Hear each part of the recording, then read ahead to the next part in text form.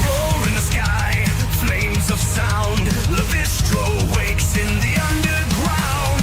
Cyber dragon host seizes the helm. Dive into the madness of virtual realms. Welcome to DragonCast. Fire breathing wine, screaming loud. Lavistro's here to shake the crowd. Psychotic dragon ready to ignite. Hold on tight, we're taking flight. DragonCast. From Gamergate to Goonergate, woke crusaders spew their hate. Lies unfold before our ears. Podcast rage to calm our fears. Reclaim gaming in DragonCast. Fire breathing wine, screaming loud. Lavistro's here to shake the crowd. Psychotic dragon ready to ignite. Hold on tight, we're taking flight. DragonCast. Worlds clash in endless collision. Gaming news with a fierce precision. With a spark so wild it breaks the norm. In the tempest eye, a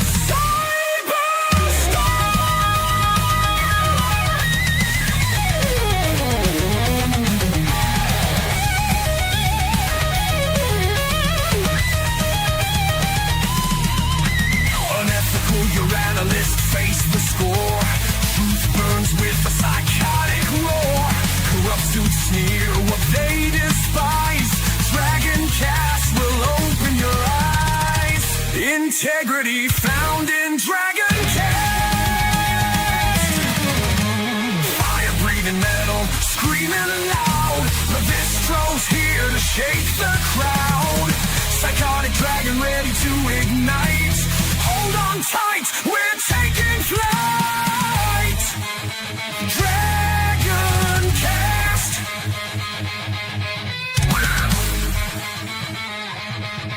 DragonCast.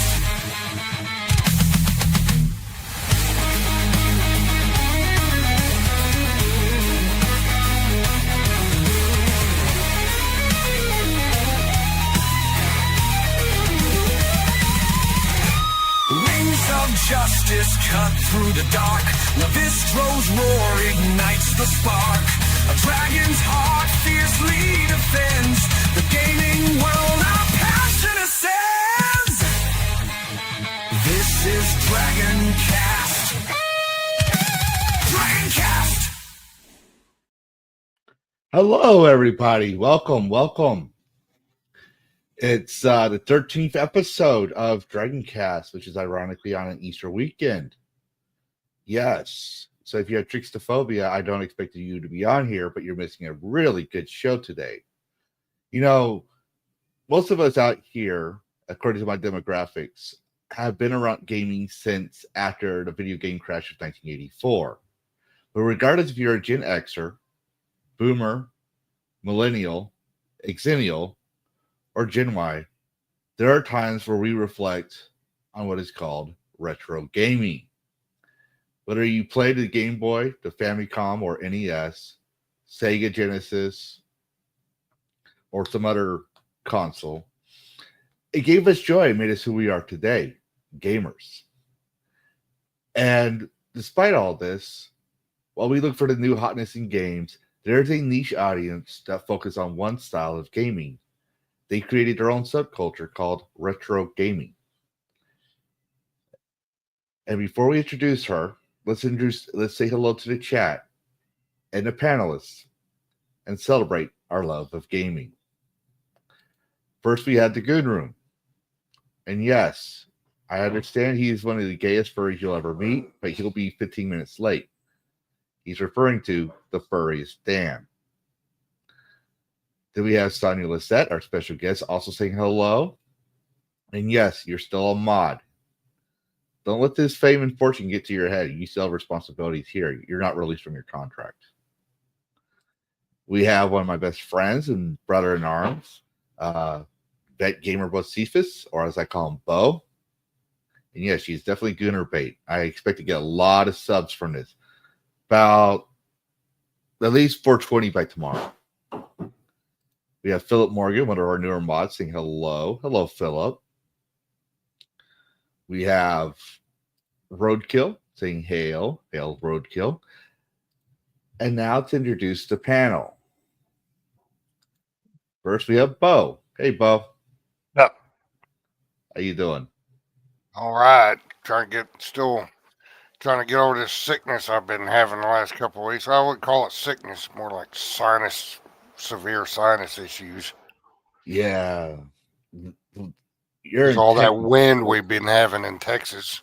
Yeah. If I remember correctly, unlike most areas, we really have really bad sinuses this time of year, between January to May, I believe. If I remember correctly. My son has tree allergies, and he has to take a special antibiotic to help him out. Mine ain't gotten that bad, but it was bad enough. Ugh. But I'm glad you're capable of showing up on the show today. We all missed you last time. Any games that you're streaming? I know you've been streaming quite a few games, but maybe you want to with the audience. Well, Baldur's Gate 3 had their big final content patch 8 the other day. And so I got 5 episodes in now, created a new character. The only bad thing was it broke all my old saves. So my compassionate drow half-elf, I was not able to load up and take screenshots with their new photo mode because the games were corrupted due to mods and stuff like that. So, which is all right. I got a lot of screenshots anyway from cinematics and stuff from that playthrough. So, but she is done. That girl is done. Her story is told. So I started a new one, and of course, I could have picked anything. And I was thinking about doing Shadow Heart's origin story, but for some reason, when I hit that play button, I had a redheaded barbarian girl. Yes, that's we tend to notice that's your spiel. I've aching it to go into a restaurant, your favorite restaurant, and you say, I'm going to try something different, and you end up ordering the same thing. Oh, that's me with Whataburger. I said, I'm going to try something different on the menu. When I was a kid, it was just the number one Whataburger. But when I got older, obviously, I fell in love with jalapenos. So it was a number 4, and it's been a number 4 for decades now. XCOM 2. I love the XCOM games. XCOM 2, oh, yes. War of the Chosen. I started doing that one, and I almost streamed that one. That would made that my second stream today, but I ended up doing Baldur's Gate 3 again. I need to settle down and make a schedule but there's so many games. Yes. And for the audience, just so y'all know, because I'm pretty sure someone's going to ask, we won't have DragonCast on Rumble for a while I am promoting my Rumble as well. I just can't afford to do multi-streaming with StreamYards. So I'm just pointing that out there in case someone wants to ask in the replay comments later or complain about later that I'm not being fair to Rumble. No, I'm 100% giving Rumble a chance despite my misgivings. But that being said, let's bring the person everyone is actually here for. They're not here for Bo, so we'll remove him. They're not. What in the world? What do you mean they're not here for you? This is your show. Yeah, this is my show, but they don't come here for me. They came here for Sonia. I see. Okay. Yeah. Nice. No, I'm just kidding. But actually, more important obvious questions. This is Sonia Lysette. This is the person that actually, I give Hypnotic credit. This is the actual person that is the power behind the throne and the bigot verse. She's the one that told a Fae Femme, aka Hypnotic, it was a good idea to mod a psychotic dragon. So Yeah. You don't want to blame Hypno for something because you don't have the balls to and you hate him. You can go pick on Sonia. Mind you, this is the main reason why I have her on here. She has an army of simps that I hope to gain some subscribers from. Oh So my you God. go after her, you're going to get hammered. You're going to get the biggest nerd simp rage ever if you go after her. So just a fair warning. But yes, Sonia. So why don't you Fine. tell the real gamers out here, why the fuck are you here? What the fuck do you do? And, well, just tell everybody that. I bet. So I'm Sonia Lysette, and I'm here because we're talking about retro gaming. And that happens to kind of be my niche. Is that the word? Niche, Sorry. yes. I'm good with words. It's okay. Yeah, English is your second language. We know. right. Yeah, my first is dumb. But yeah, so because of that, that's why I'm here, because I play retro games and mainly Mario Brothers for now.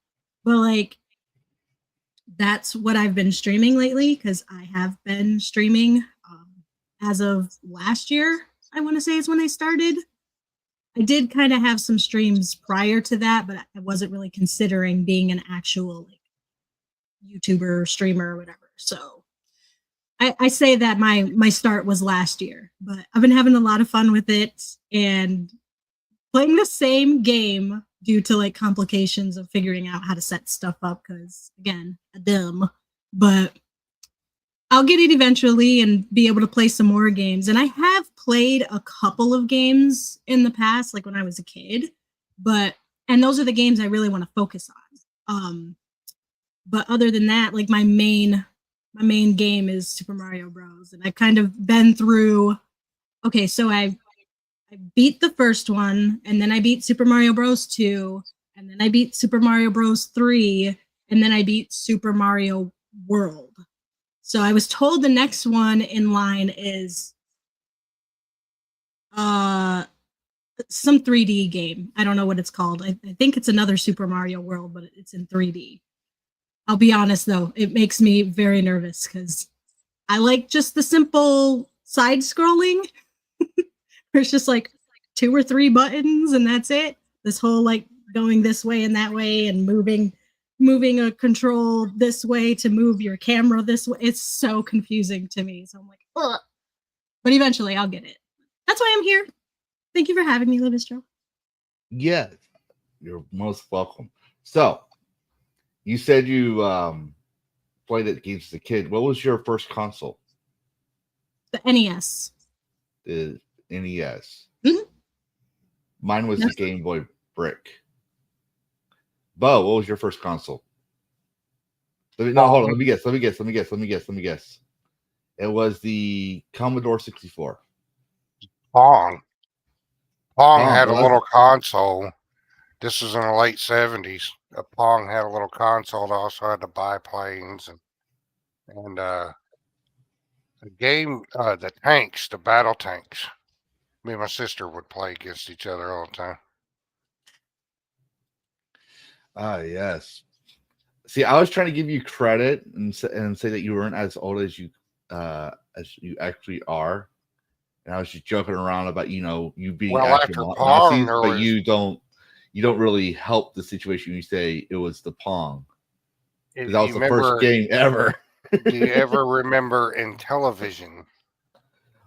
I never played it, but I do remember reading about it. Yes, you gotta remember. Yeah, it was the first game it was the first console that had almost a Defender. You remember the Defender arcade game?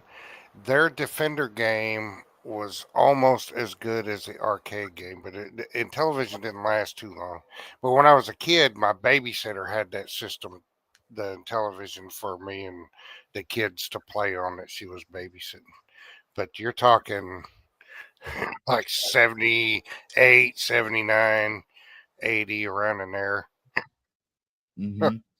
But I didn't have an Intellivision, so I used to love to go over to her house after school and stuff, because we'd play on that in television. We'd have Defender and a better graphics, alien invaders and asteroids and all that on in television. And then Atari came out. Mm-hmm. And then shortly after, the video game crashed in 1984 because the market was oversaturated with too many consoles and too many games that weren't compatible, let's just say. And then NES came out. Now, people don't realize this, but this is where the concept that video games were meant for kids. But I don't think Sonya would know it, but maybe you might know this one because you're wise amongst your years and stuff like that. But did you know, originally, no one wanted to sell the NES here in America because of the video game crash in 1984. So Nintendo had to advertise their toy and categorize their console as a toy. Did you know that? Yeah. No, I had no idea. And that's what revitalized the video game scene here in America. That was for the NES? NES, yep. Wow. Yeah. Like, as much as we can give shit to Nintendo right now for what they're doing, sure. But every gamer, I don't know about PC gamer, but every gamer, especially in the consoles, especially our generation, we've all played the NES. We all had friends who had the NES, our babysitters had the NES. Like, I didn't have an NES system until I found it in a garage sale when I was 18. But I remember going to my friends' houses or babysitters' houses. They had Duck Hunt, they had Legend of Zelda, all those awesome games. My favorite games was Legend of Zelda and Super Mario Brothers 3. And or Duck Hunt. Even though the dog piss would irritate me when I would try shooting at it because it would laugh at me. But hey, I know, right? I was a young dragon. I didn't understand the concept of animal rights. So all you PETA people out here, just understand one thing. I don't give a fuck about your furry fetish. To be fair, I'm pretty sure those PETA activists or whatever wanted to shoot the dog too. I'm just saying. No, well, yeah, actually, no, you got a point because they keep throwing dead dogs in the dumpsters behind their offices. But yes, so lovely. I had an NES, but even when I had an NES, arcades were still a thing. So you get games like Dirt Daring and all the racing games, the flight simulators and all that. Yeah, I mean the NES was cool. I had that. I think my freshman, sophomore year in high school is when I had an NES, and I had Contra. And then after I got in the Air Force, I got this game called Sinjin the Ruler. I was real hooked on Sim City or Sim Cities, or I think that was the name of it. That was also on the NES. A game called Panzer General, and the Sega Genesis had Herzog Zwei. That was my favorite game. So there was that one helicopter. It's like Apache Cobra Strike or something like that. Yeah, I remember that one. I had that one too. It was the same mechanics as Spy Hunter, and for people don't know, it's basically you had your sprite. It was in the center of the screen, and you could move it left and right, up and down in the screen as the ground was scrolling underneath you, and you could bomb and shoot. It was pretty cool. Spy Hunter, though, the reason why I like Spy Hunter was because of Back to the Future, and the Spy Hunter sprite looked like a DeLorean.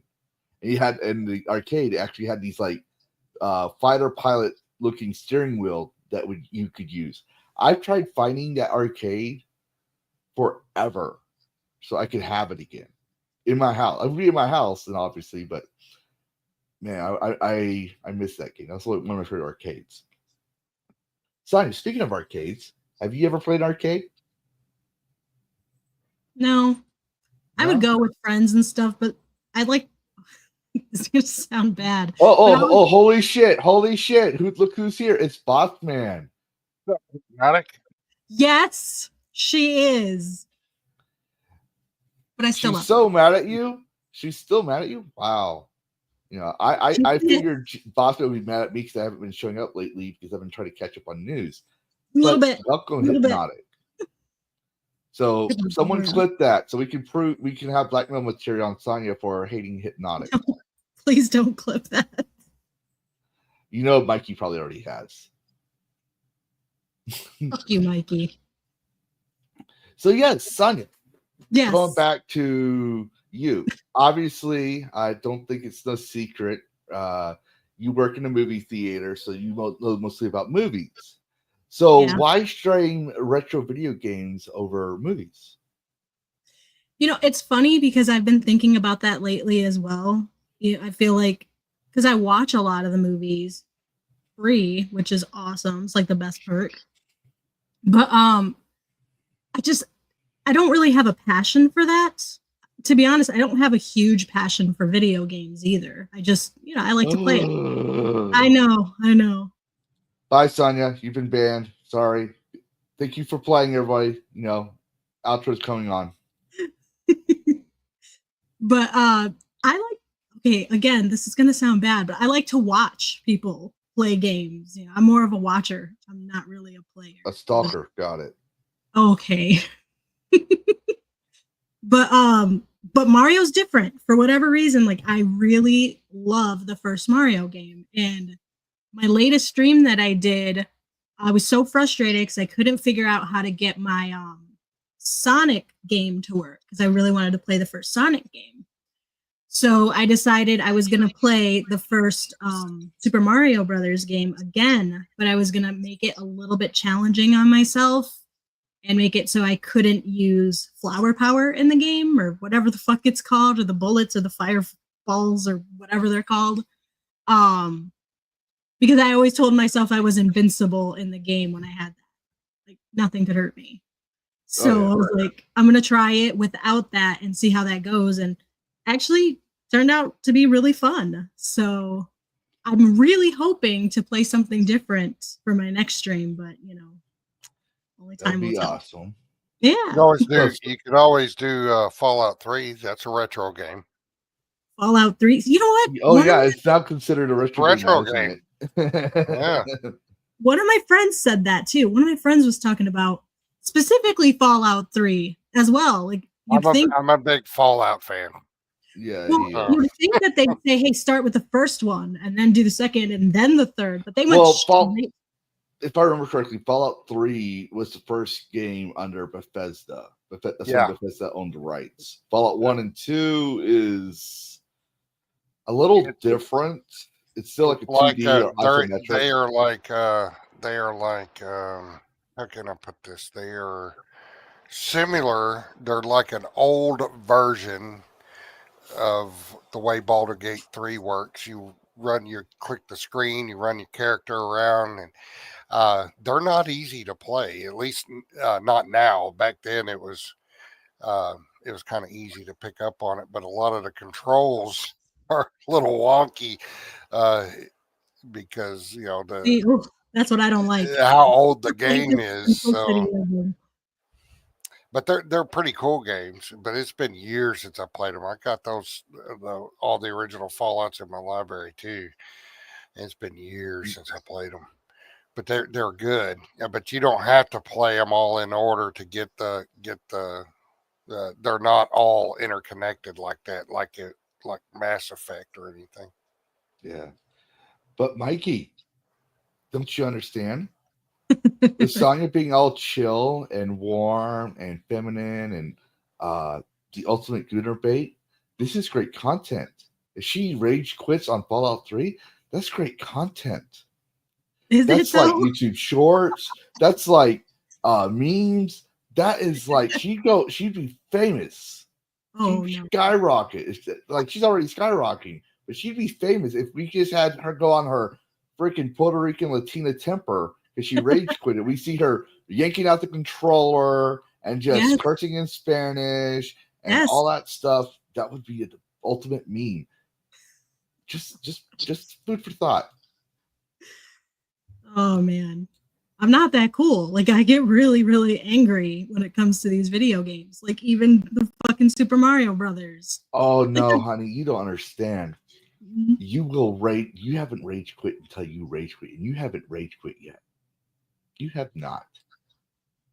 Okay, I believe you. I totally believe you. Like, let me put it this way. There's a part of you that you don't let come out. And because you're probably afraid you'll get banned off of YouTube or something. I don't know. But there's a part of you that's going to scare the living shit out of Hypnotic. Oh, Yeah, I know. It's in there somewhere. if you say so. How would she know how to do that? She's good at drooling on herself. Oh my god. Well, then we'll call it this because I don't know if I can say the actual word. We'll call it the special needs rage. You know, like the special needs strength. Call it the special needs rage. Well, I'm glad you're used to the psychos, Hypnotic, because I am not psycho. Never have been, never will be. That's probably why he actually hired me. I'm psychotic. But yes, thank you, Hypnotic, for stopping by. If you want to stop in, Hypnotic, before your stream, you're welcome to give Sonia shit. Just let me know, and I'll send you a link. No. Oh yeah, no. He's the boss. I owe him that. You got Toasty with the Mosty. Hello. Toasty! Look, Toasty. Sonia, what I really, really want to know. Like, okay, so we both said we were both technically unplanned streamers. We both didn't plan on it. I don't know about you, Bo, but we just unplanned. It wasn't planned, right? What made you decide one day? Like, did you just wake up one day and says, "I'm going to stream Super Mario 1," or what made you decide? Pretty much. You know, like I've been in the YouTube community for a lot of years. I'm bad with time, but yeah, I've been on YouTube for a long time, and I have a lot of friends that play video games, and they seem to have a lot of fun with it. So I was like, you know what? I like to play Mario, so maybe I'll stream that and see if I can get an audience. And I tried, and I think I can't even remember how many people were at my first stream, but I was really blown away that so many people were interested in watching me play a game. And I realized during that first stream that I kind of like to rage.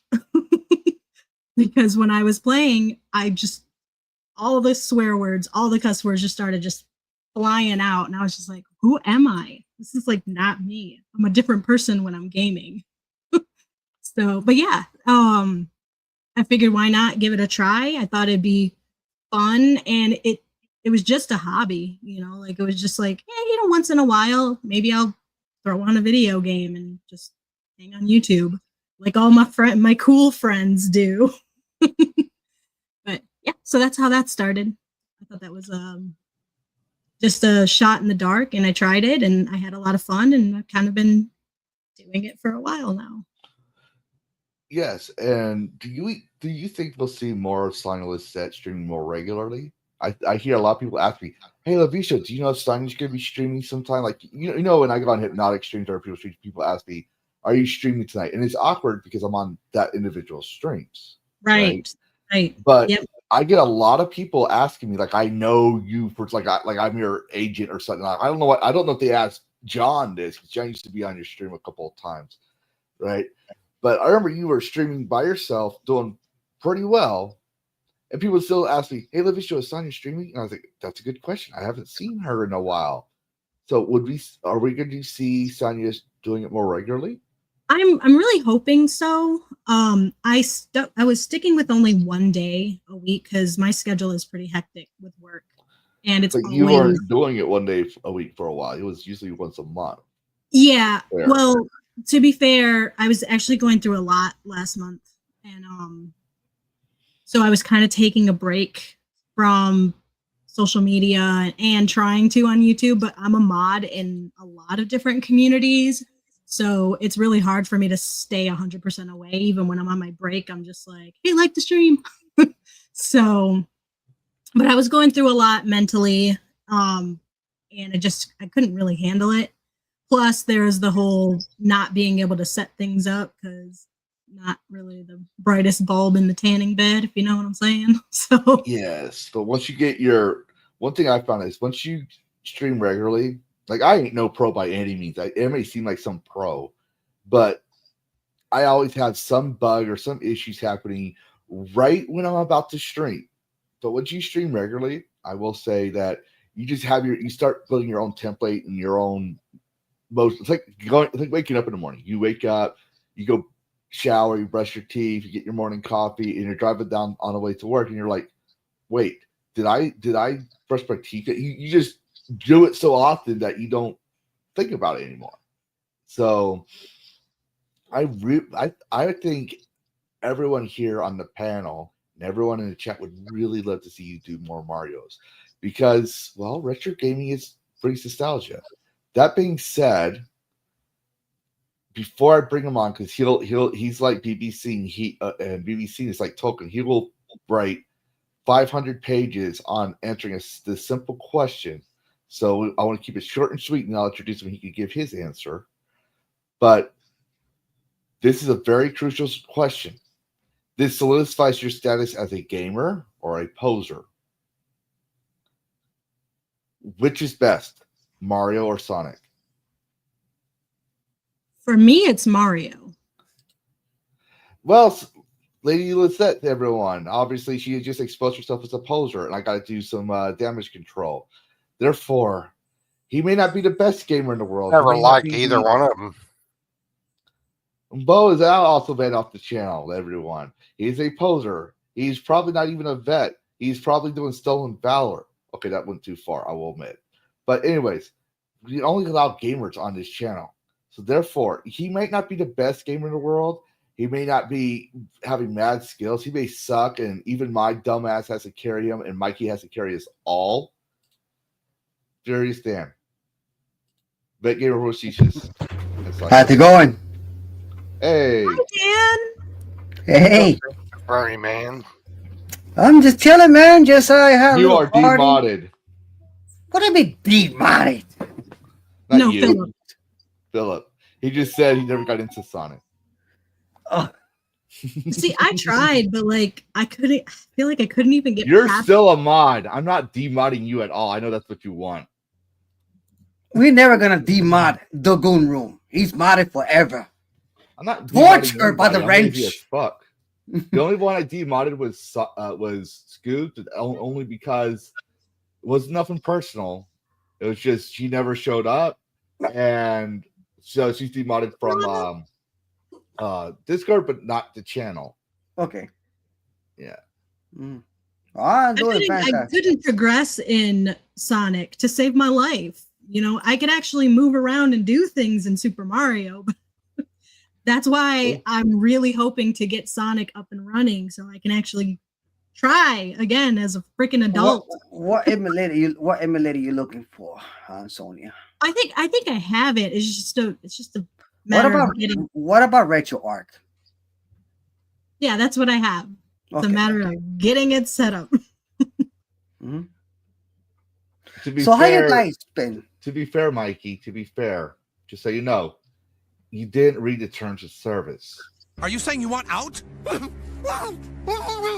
Fine, you don't want to be part of this? Then just sign right here. No, you didn't read it! This says we don't ever have to let you out and then we can do whatever we want! Damn it, why won't it read? I absolutely love that clip. Poor little Mikey. More torture for him. Your contract forever, Mikey. That is a safe Thank answer. you, Veronica. That's what I'm saying. That's You should have said that. You should have gone with that. And for everyone who hates Sonic and you're on my stream, remember, this is a safe answer. I like both. That's like a mommy and a daddy asking their child, do you like mommy more or daddy more? And a child knows that if he says one, he gets in trouble with the other. So he says, I like both. The question was which one is better? Or which one do you like more? Or whatever. Which one do you like more? That's what you say. I like both. Yeah, me so do I. I didn't care for either. I mean, if it didn't blow up or you couldn't shoot it, I didn't like to play it. Bye, Bo. You can still blow it up, Bo. All you gotta do is be a little ball, hit Dr. Robotnik, he explodes like a bitch. That's all. You see I was actually considering to demodding you, Goon Room, but then you said this based comment right here, so you're stuck for life. That's it. Yeah, Goon Room. You Like are Golden Axe too. Goomroom. You are officially signed that contract, and you're actually going to be tortured for the rest of your life. Compensate. This actually shows it's probably the base dancer right here. I'm actually impressed. Someone actually said this fit a lot better because it shows that he plays games. Mr. Monkey plays games because he says if you like platformers, Mario, which is true. If you like side scrollers or time attacks, Sonic. While yes, you are racing against the time in Mario, you're given a certain amount of time to explore the map on a platform, figure your problems. With Sonic, you're racing against time itself. That's the whole concept of Sonic. So yes, this is probably the most based answer. Way to go, Mr. Monkey. Oh yeah, oh, actually, I just read that. Oh, This guy Contra's needs the to shit. get Contra's the shit. Contra. Yes, I got Contra's that the game. shit. Have you played Contra, Sonia? No. Contra's kind of a side scroller, but it's got guns, grenades, explosions. I love Contra. That's what I liked. I didn't care for Sonic or You got the new one? Bo, you got the new one? Yeah. Operation Galuga? no. Oh, fucking great. Fucking great. Love that game. Love that. Yep. Mario. Contra all day. That's all I'm saying. Yep. So Who knows? Sonic. Once I actually start streaming Sonic, I might change my mind and like Sonic more than Mario. But only time will tell. So Sonia, where do you think for you? What is the definition of retro gaming to you? Like, where does it stop being retro and start just being past games? So you so context, you have the retro era, right? We call it retro. Then you have your past games, like games that came out yesterday or something like that. And then you have modern games that came out maybe, let's say, in the past 5 to 10 years. And then you have what I call the new hotness, which is games that are coming out this year. Where's the line stop for retro to you? I don't really know too much about games. That's the thing. Like I know NES and the Super Mario Brothers game. Okay, what consoles are retro consoles to you? NES, SNES, maybe like Sega Genesis, Sega Saturn. I think that's really all I know. PS1, PS2. I'd probably stop at PS2. Okay, what about N64? Yeah, definitely. GameCube? Yep. So what about the Wii and the Wii U? See, I don't think I'd consider that to be retro. Okay. So we could probably see you going all the way up if we're just focusing on Nintendo products, all the way up to GameCube titles, if you could. Yeah. Awesome. Or so you're right now, I believe you're still on. I haven't looked at your Freedom Fighter. Your Piranha Pound.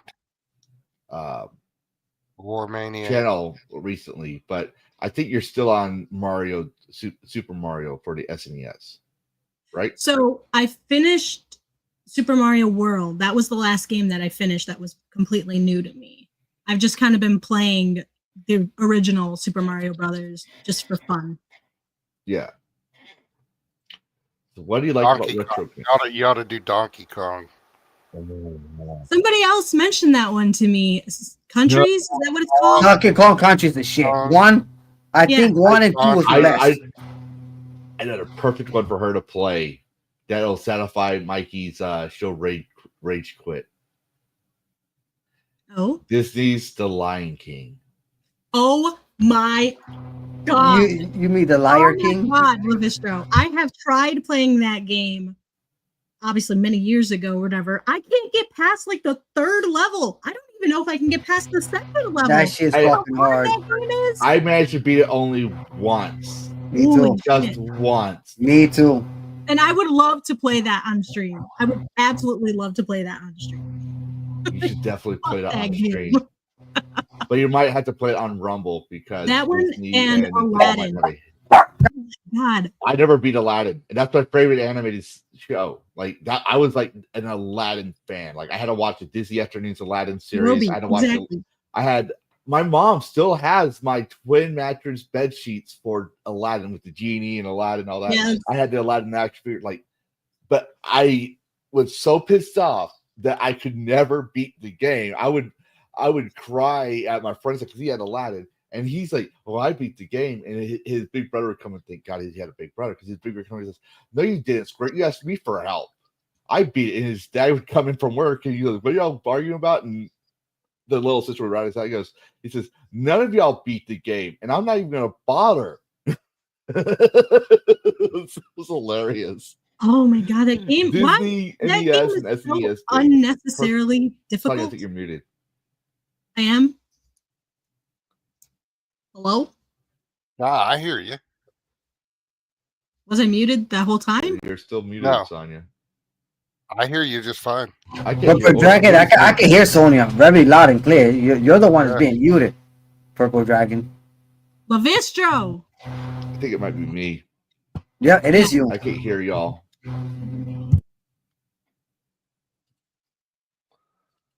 Don't worry. We can still hear her. She's the important one here. Wow. I'm still stuck Nope. on how I still difficult can't hear that y'all. fucking game was. How unnecessarily difficult The Lion King was. It's a fucking Disney game. Why was it that hard? That was the most difficult Disney game I had ever played. For Okay, no when I got to Jafar, I got fucking killed.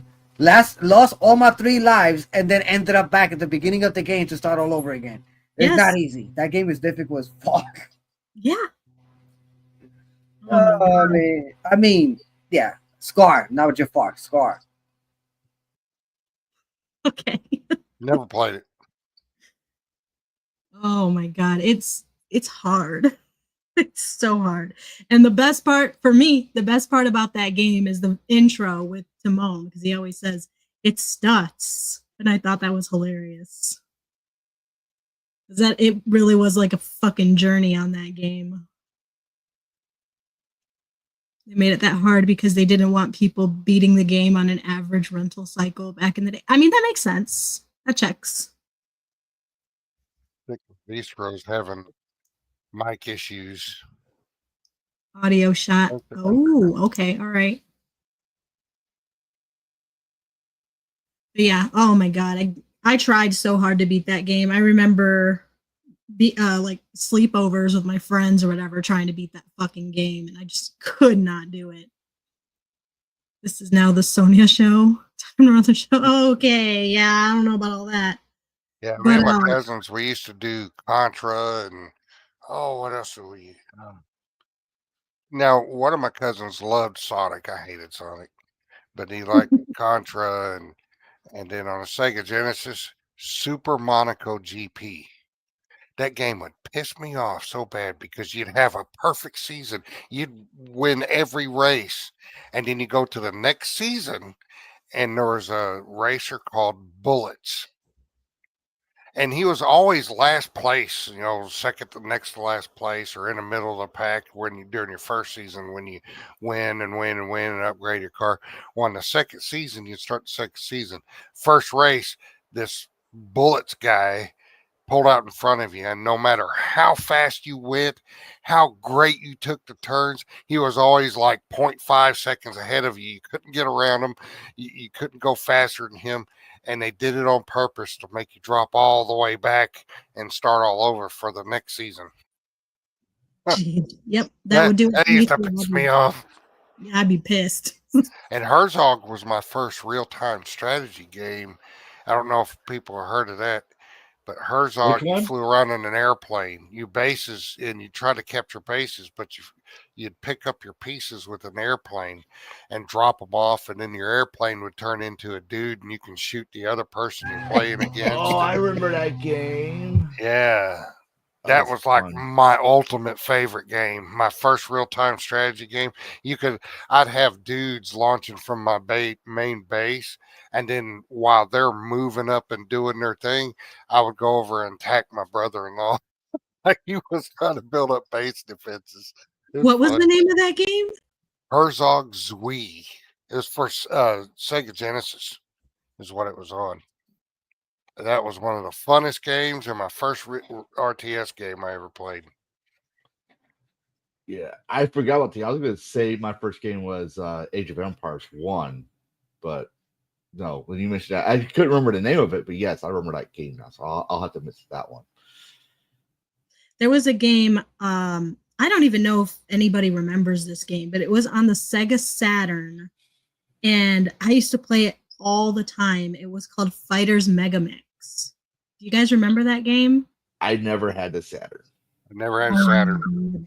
Really? Neither did I. Really? Oh my And god! I had a Panasonic 3DO. I don't know if y'all remember that. But I have the Dreamcast. Original upstairs. From Japan before it came out in stores. But have you played it? I'm not kidding. But have you played it? Sonia, how do you say hot, but have you played it in Spanish? Because I don't think he understands English. I don't know. Great, we're screwed. All right. But I apologize, everyone, for stepping out real quick. For some reason, my audio got switched up and fucked up. I couldn't hear nobody. So I had to leave and come back in. It was weird. It set my audio to my monitor again. That's StreamYard's for you. Yes, I know. I don't know why I doesn't do it to Hypnotic. Boss man, if you have a secret that I don't know about, I need to know. Help a fellow VTuber out. It all depends on the cheap internet you have. Yeah, see, not all of us can get free internet, because of our ESG scores and all that. There you go. There you go. But did you do it? Yeah. See, I don't know shit. But anyways, so I'm trying to think because my whole schedule got split up. We asked you why you played this. We found out that you're a poser gamer because you don't like Sonic. It's not that I don't like Sonic. I just don't. Censored. Unreal. But no, I love doing that to you. It's fun. Fucking rude. But He's been all freaking night. While I know a lot of people, like I know Sonia, you don't go too much. Would it be safe to assume that you're a Nintendo fan? Oh, yeah. So why don't you tell Nintendo to lower the prices? Oh, hey, Nintendo. If you're watching, you should totally lower your prices to all of your things so that people can afford them better and actually get to play them. I don't know if they speak English. Well, ching chong, ching chong, ching. Monja, Gucci! But that's a good segue from me, or for me, yeah. Differences. Chimichanga. But so I found this out the other while. I was going to make a video on it, but I was like, you know what? Sonia's a Nintendo girl, according to Scooby Pop, and she's a retro gamer. So this would probably be a good way to talk about Nintendo's in the past and Nintendo in the future. So, according to Niche Gamer, Switch 2 pre-orders launched next week in the Americas with the original price point. Nintendo's announced that Switch 2 pre-orders for the Americas are launching next week with the highly anticipated console will keep its original price point. The Switch 2 will launch its pre-orders in both the United States and Canada starting next week on April 24th. The original price point of $400, I'm just going to say $500 because you got to think about taxes. $500. And the $500 Mario Kart bundle will remain. Accessories for Switch 2, however, will get price changes due to changes in market conditions, and future price changes may be made in the future, also depending on market conditions.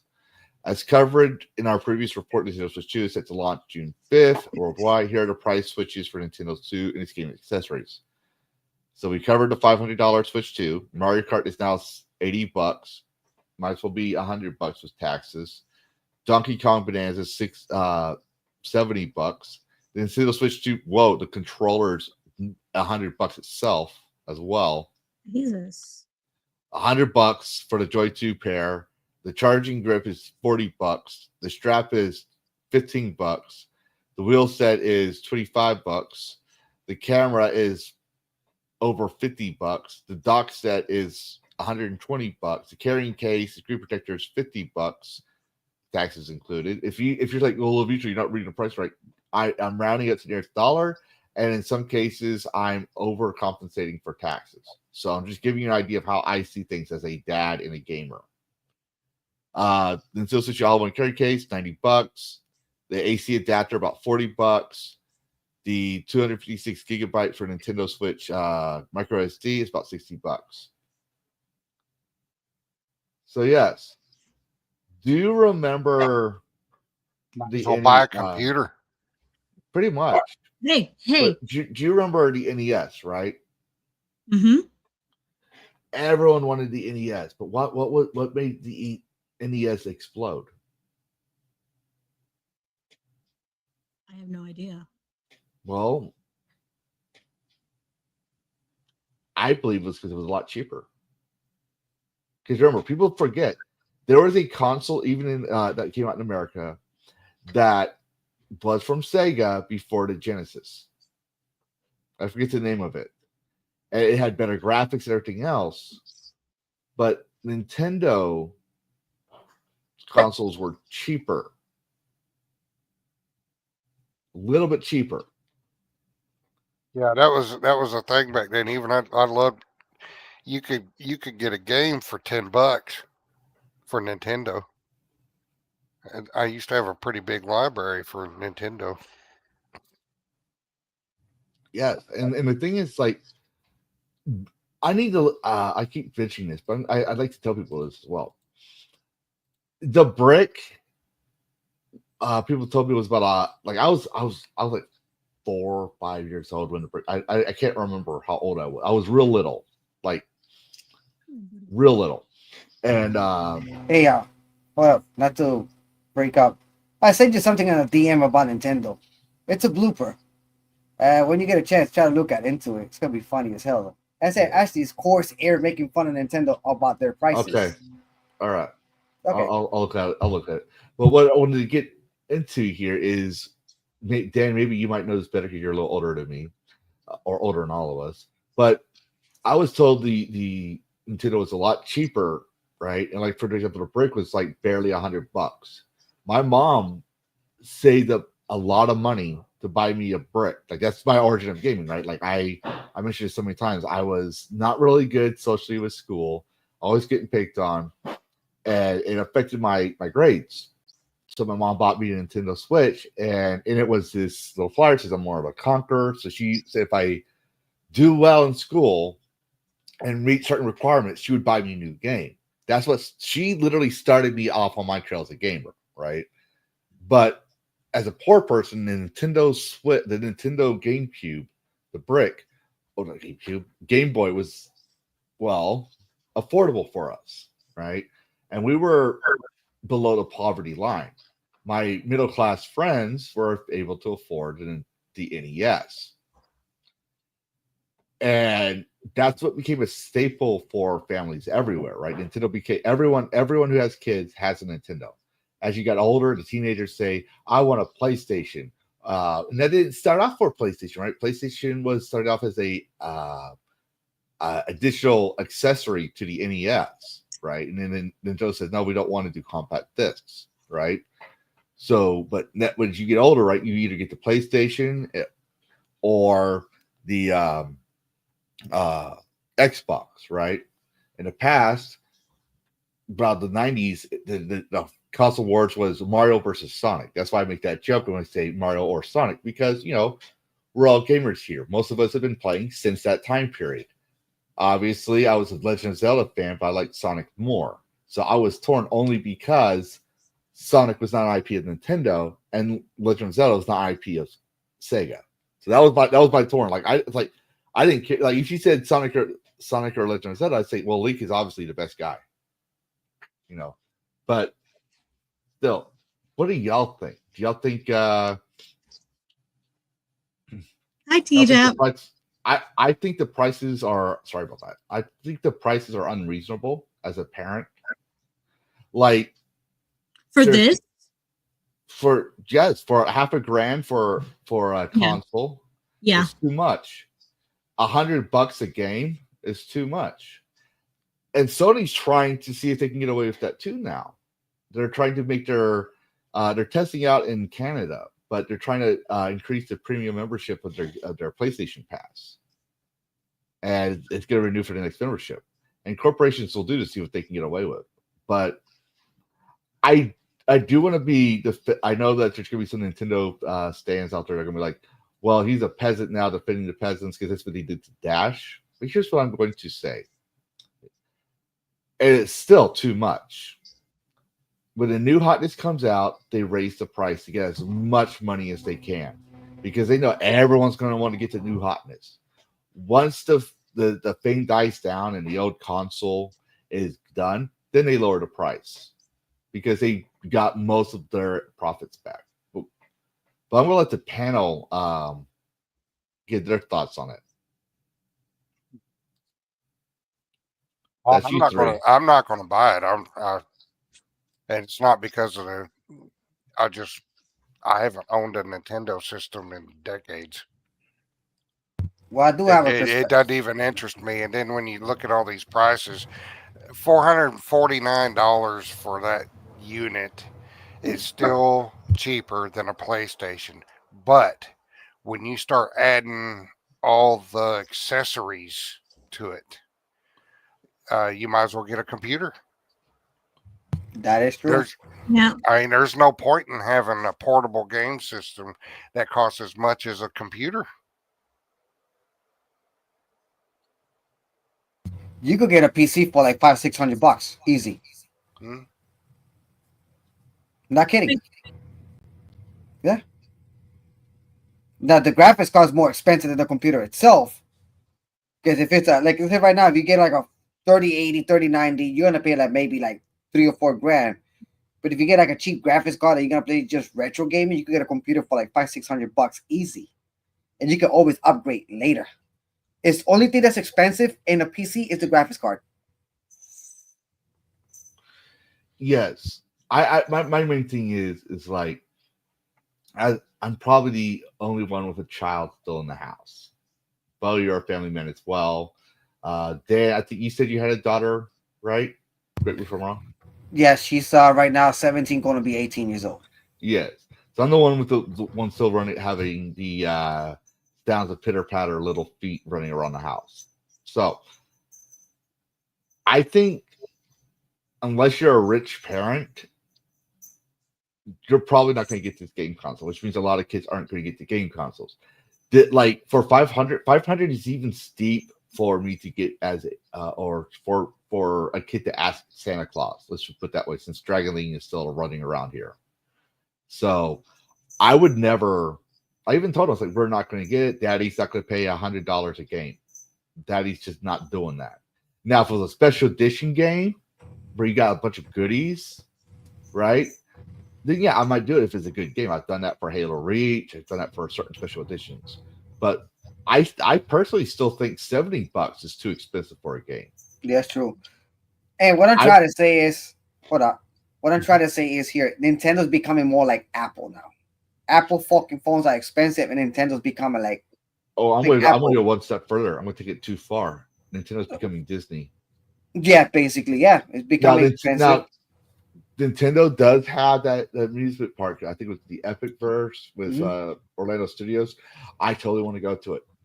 But I think once that happened, once they got that thing and realized they can overthrow Disney, because people don't realize the Disney's main thing is like they had the merchandise, right? But for the longest time, their movies and theme park had a symbiotic relationship, which is the meat and potatoes of their industry. Now, I could be wrong about it. I'm not Clownfish TV. I don't really cover Disney as much. Like, I don't focus on it too much. But Universal Studios Orlando and all these other, like Six Flags, all these other theme parks couldn't contend with Disney. So what does Disney do when they want to get greedy? They started upping the price. If you look at back in the 80s, right, the price for a family ticket to go to Disney World was still expensive. compared to everything else. But if you adjust for inflation, the price of a ticket in the 80s to now, the price for a ticket today is still 3 times more expensive than a ticket for a family in the 80s.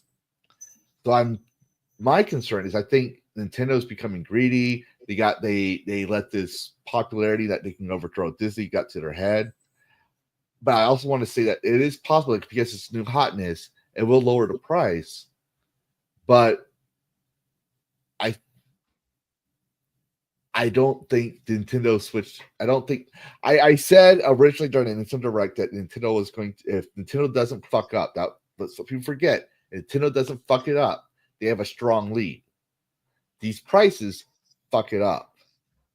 Let me make sure that's perfectly clear.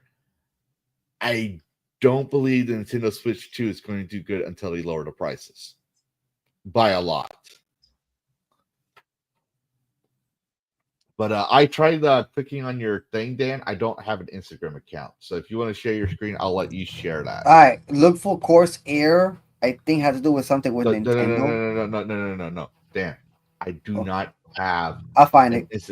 Instagram page. If you want to share your screen, I'll share it. Yeah, I'll find it. Because I don't have it. I'm not going to set up an Instagram account.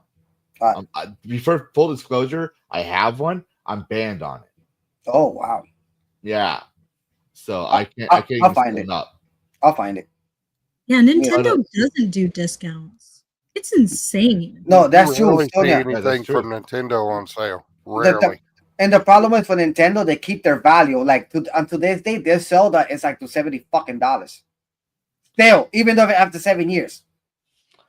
And one of the biggest things about Nintendo is they would not release their titles on the eShop, like their past titles, and they would go after you if you had an emulator.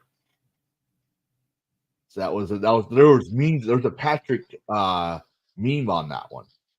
That's actually something that I worry about when it comes to my streams or whatever, because I don't want to get in trouble for using an emulator. So I don't talk about how I'm streaming my games. I just stream them. Yes. And welcome, TJ. Yes, welcome, TJ. But yeah, I don't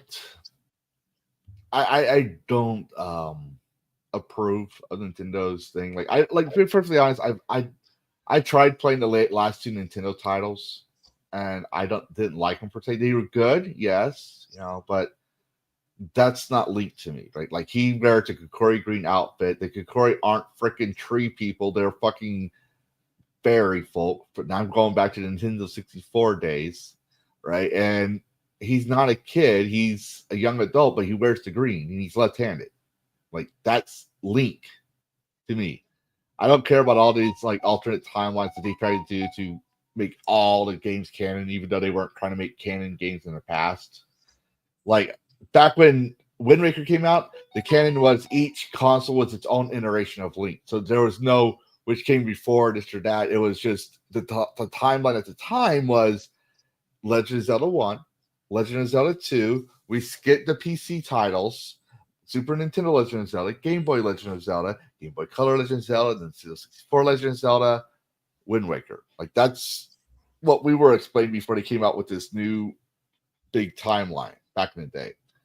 So I'm not basically I'm ranting a little bit, but I was never a big fan of the Switch. That was more meant for my child. He had Animal Crossing, Minecraft, Legend of Zelda. What does this console have that's so amazing that warrants upgraded graphics? I guess upgraded display specs. That's it. Like the controllers. The controllers no longer slide in, so you don't have to freaking fight it. Now they're magnetic. Okay, cool. What does the magnet get about? And I can no longer hold. What if I'm playing the game and the magnet gets out while I'm walking down the stairs and it drops? True story. With the Nintendo Switch, it actually happened to my son. He was walking down the stairs with the Nintendo Switch, missed his step because he wasn't paying attention, dropped it, and broke one of the controllers, the thing that holds the controller in Nintendo. So I had a fun time getting that thing out of the Nintendo Switch without electrocuting myself because, well, the battery was fully charged. And I learned the hard way that a Nintendo Switch controller was about $60, but the same price as the game. All right, controller? for Yeah. one controller. It cost me about $60. PlayStation controllers will run $60-$70. Yeah. Lavistro. Yeah, but you're buying it's a bigger. First off, it's a bigger product than the controller size reference. You're not buying both controllers. Lavistro, I sent it to It's you on $60 for Instagram. one side. I sent So it to you on if you- Instagram, Lavistro. He doesn't Hold on. have Instagram. I keep No, telling you, I no, have Instagram. Not Instagram, on your DM, the YouTube channel. I found it. It's the video there. Okay, good.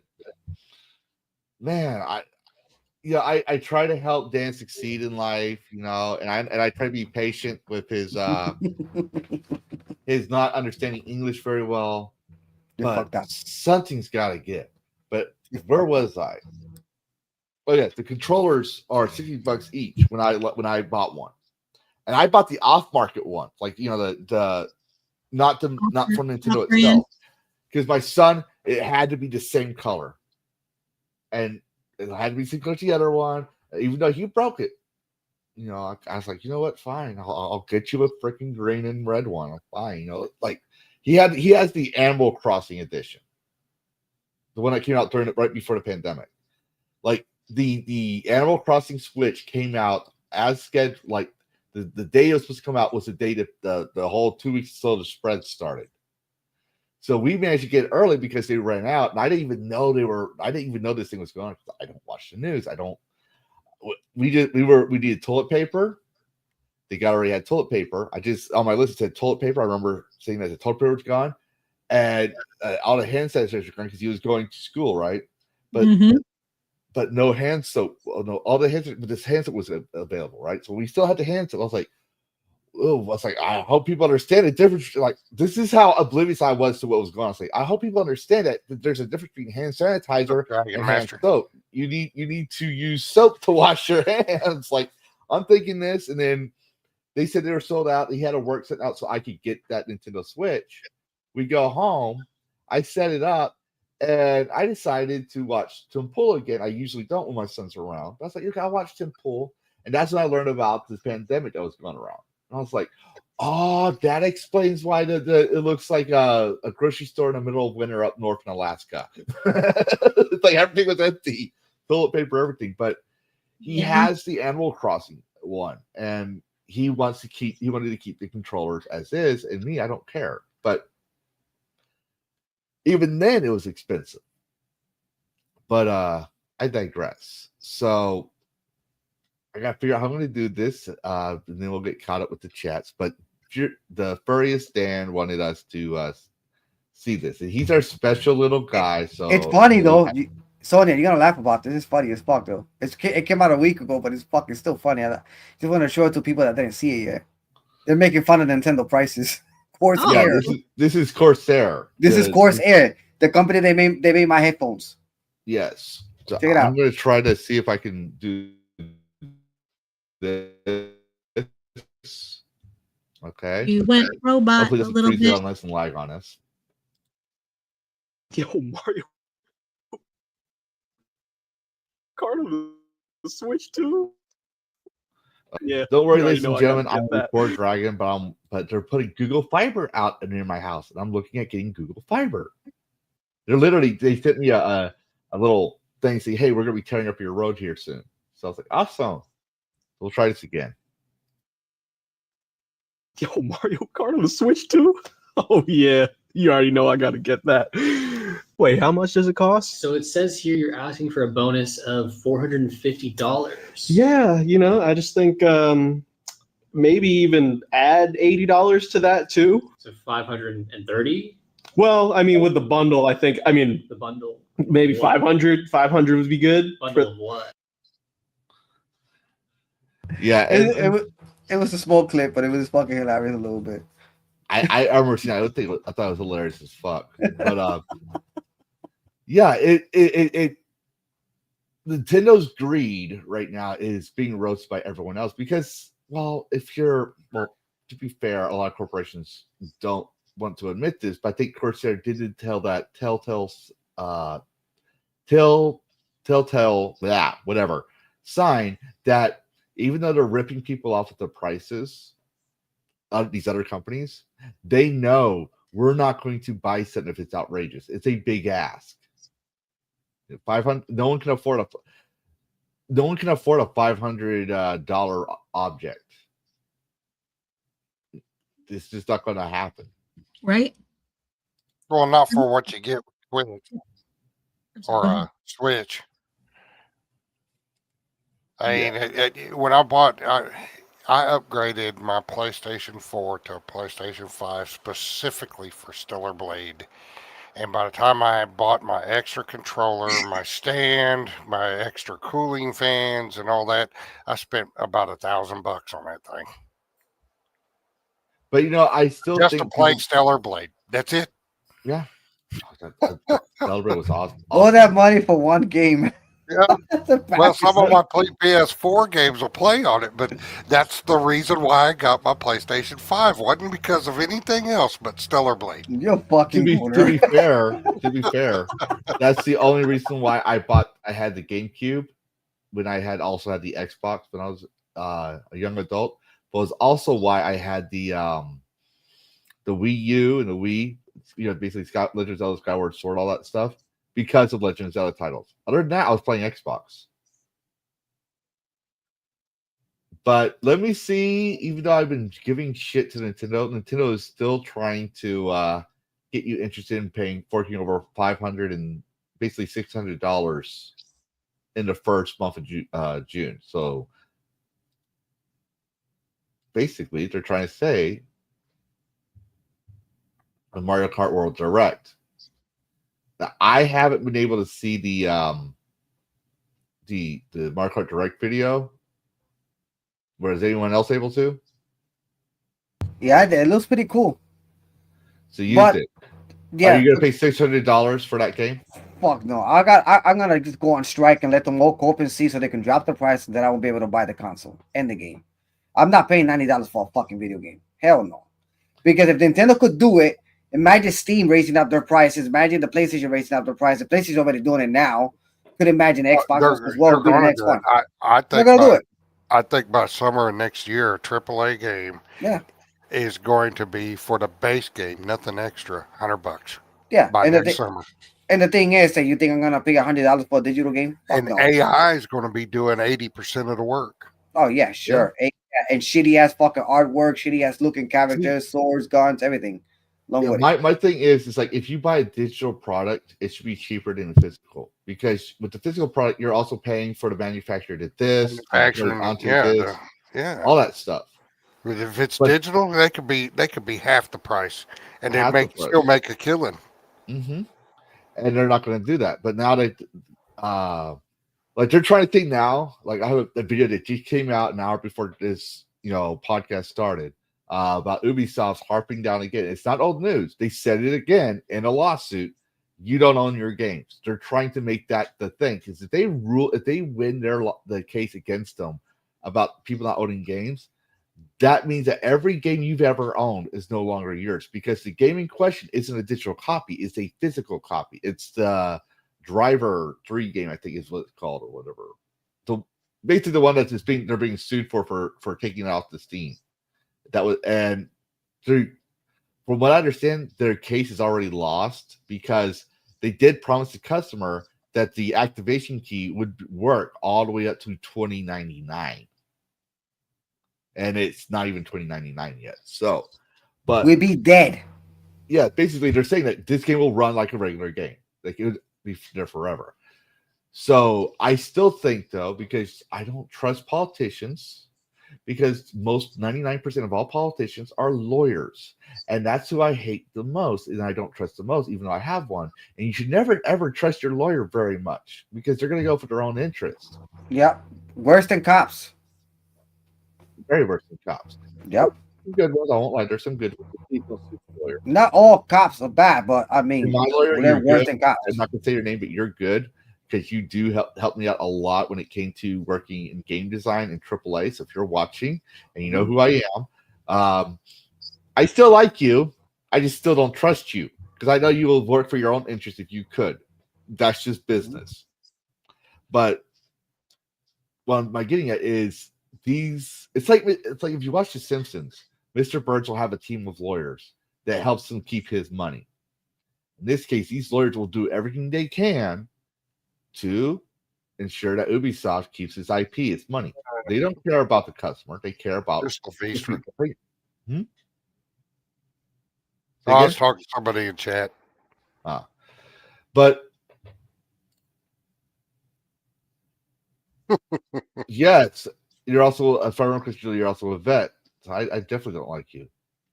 No, I'm just kidding. No, I did say that. I'll learn. I don't trust lawyers. Just like I do. It's kind of like the reverse with the cops. Okay, File 13. It's kind of like the reverse with the cops.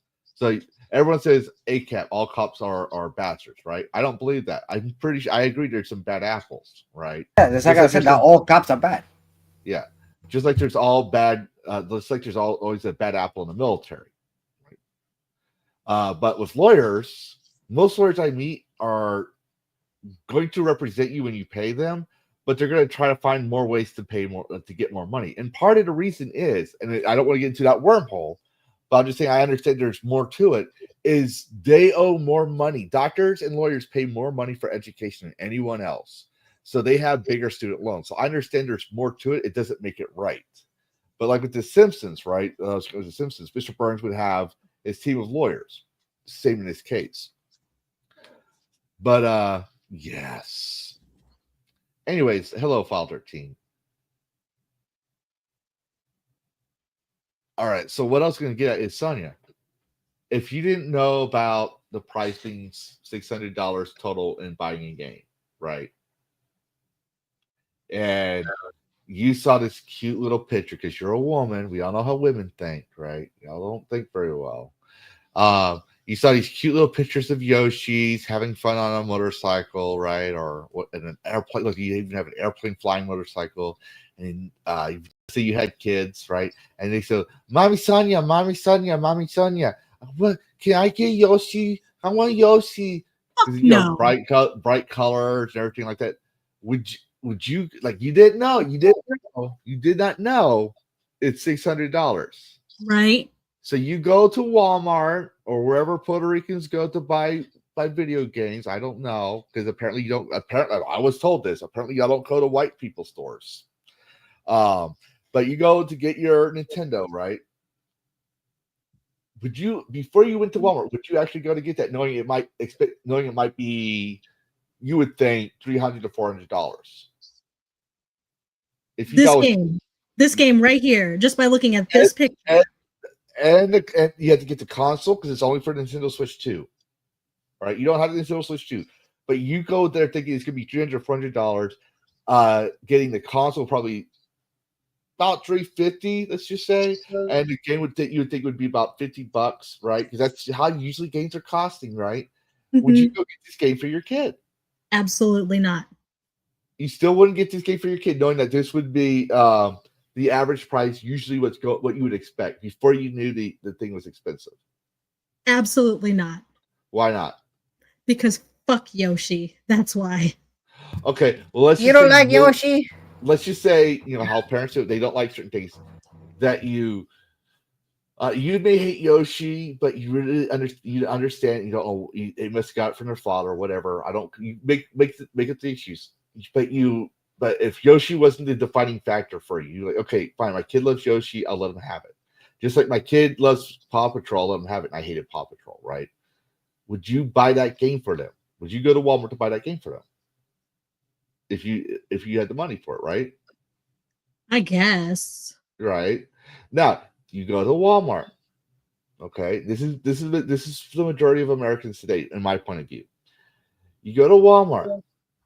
Now you could say online, I would never pay $600 for this game, but you didn't know. You're thinking it's gonna be about $400, right?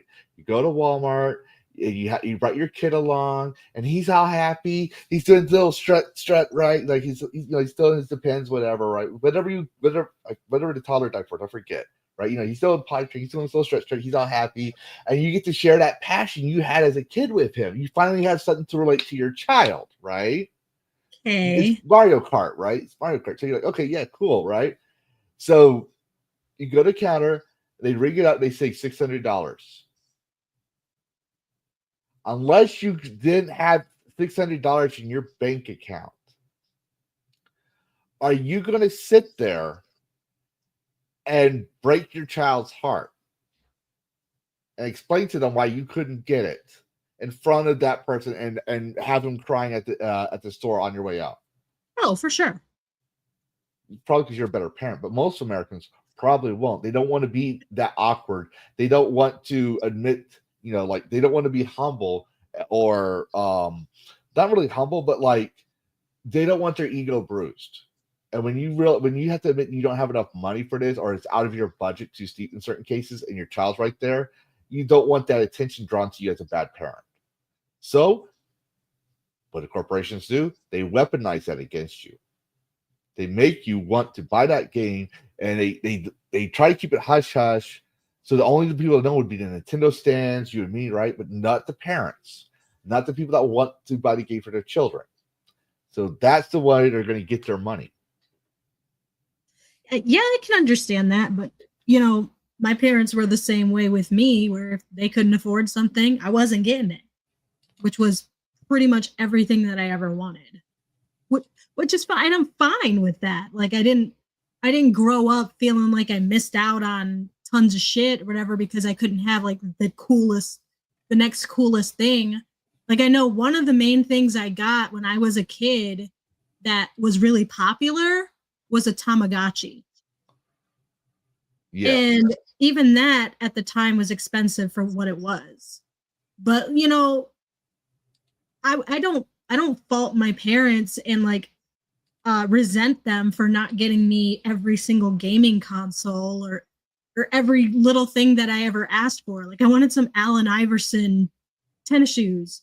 I never got them, but I don't feel like I missed out or, like I'm not pissed that I never owned a pair. Yeah. That's the difference between our parents or good parents today compared to parents today. Like there's like I know people don't seem to have common sense to be like, well, I was a good person, isn't that? No, I understand. I know that there's nuances to these things. We're trying to simplify things. But I told my son, I had to sit down with my son because he watched Nintendo Right video. He wanted to, but he was at school at the time, right? So I promised him when he came back, he'd watch the DragonCast episode of it with me. And I told him, I was like, son, we're not getting the Nintendo Switch 2. I know you want it. It looks cool. They got all these cool games coming out, right? But first off, Zelda, they cut Zelda's hair and gave her pants. Fuck you for that. I don't care if it's Hyrule Warriors. I like Hyrule Warriors, in fact. That was an interesting game. I just not going to buy it because they made Zelda look less like a princess. I'm not saying woke or anything else. I'm just saying that's not Zelda. Number two, Daddy's not going to get pay $600 for a game. Like maybe if it lowers in price later on and I can afford it, then yes. Part of the reason being, full disclosure for people who are new to the channel, I'm a disabled vet, which means I don't have an income where I can go to my boss and say I would like a raise. No, Congress votes says they're going to raise my money based on cost, my income based on cost of living. So I have a fixed income from a VA. So I can't go and make more money. I'm one of those non-workable vets that's actually doing this as a hobby. So I can't afford $600. That's like a tenth of my monthly income, which goes to bill and everything else. I can't afford that. Maybe if I was Elon Musk, maybe if I was as rich as people think Hypnotic is. I mean, he's not rich, but just saying, like if people focus on his money, but yeah, no, I don't think I think it's going to try. Nintendo's successful because it attracts kids with this color scheme, these bright, winsome colors, cartoonish mayhem that attracts children, and children will tell their parents. This is what made Minecraft successful, even though Steve, I fucking hate Jack Black. I never liked him. I've hated him. Jack Black and Jason Momoa is just Jack Black and Mason Momoa wearing a different outfit playing Jack Black and Mason Momoa. That's who they are to me. So that's my bias. And in case you noticed about Jack Black, he's in every fucking gaming movie. Guarantee he'll probably be in the next Zelda movie too. Yeah, possibly. I can't stand him. Sorry. Like he's not Fuck you, Bowser. He's not King Koopa to me. Exactly. I refuse to acknowledge Bowser is King Koopa. It's always been. That is true. Yeah, King Koopa. Yeah, I remember. I King understand Koopa. they gave him the name Bowser later on, but it was always King Koopa. Yep.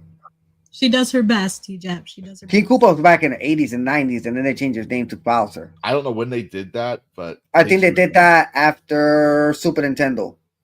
During the Super Nintendo era, that's when they changed your name to Bowser. Just like it was Ganon, and now it's Ganondorf and Ganon.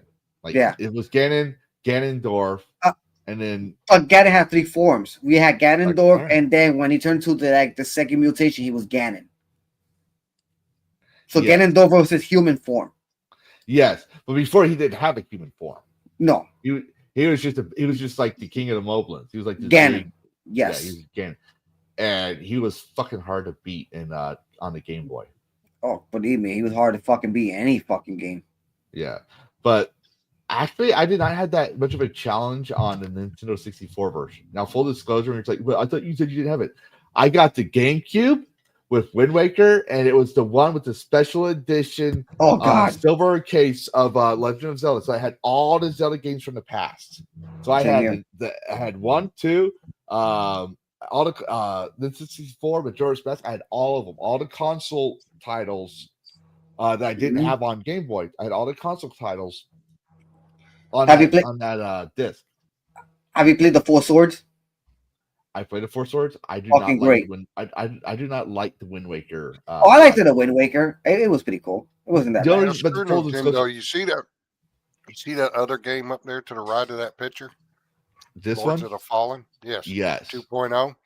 Well, I would decided I'm not a big Souls-like player. You know, I love Stellar Blade and Nier Automata, but they're I don't want to say easier. They're action games, but they're not Souls-like.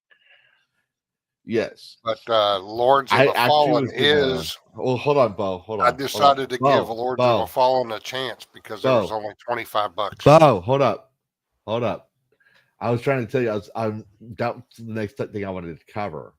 But let me switch to the thing real quick, and I'll let you talk it out so that way people can understand the topic, okay?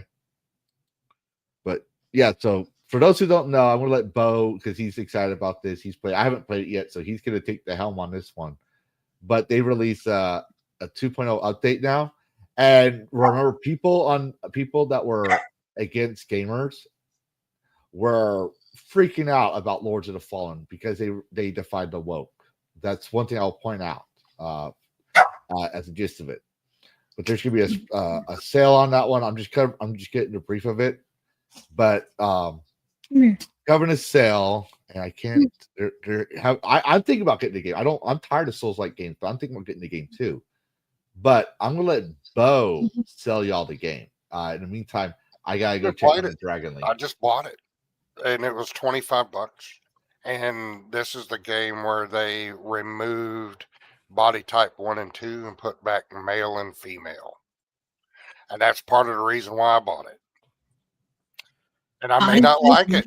I'm going to play it some. I did get started in it for about the first 15 minutes. It doesn't seem too bad. But hey guys, I gotta check on Dragon League real quick. So could y'all carry on the conversation until I get back? I can't say if I'm going to like the game or not, or even if I'm going to stream it. But I decided to get it. It's $25. And to support the dev team, because they've been so based lately about things. And then they came out right before this update. They did that a poll on X. What would you rather see, body type 1 or 2, or male or female? And it was like 90% want to see male and female. And so in Lords of the Fallen, it used to be body type 1 and 2. When 2.0 came out, they changed it to male and female. And that's part of the reason why I bought it. Plus it was on sale, $25. What was that supposed to be, like a really? Sorry. I'm so sorry. Was that supposed to be like a way to not offend people or something? Calling it body type 1 and 2. It's been rampant in video games for the last 8 to 10 years now. where they're trying to do away with the female gender. So what I'm trying to say, when they try to change it to some other narrative way, like what I'm trying to say here is, so right now it's male and female. What are they going to try to do? Non-binary now? The way it sounds like. They changed it. Also, they changed it back. They changed it from body type 1 and 2 to male or female. Period. There is no in between. Oh, There's wow. nothing So else. you can make anything out of this crap.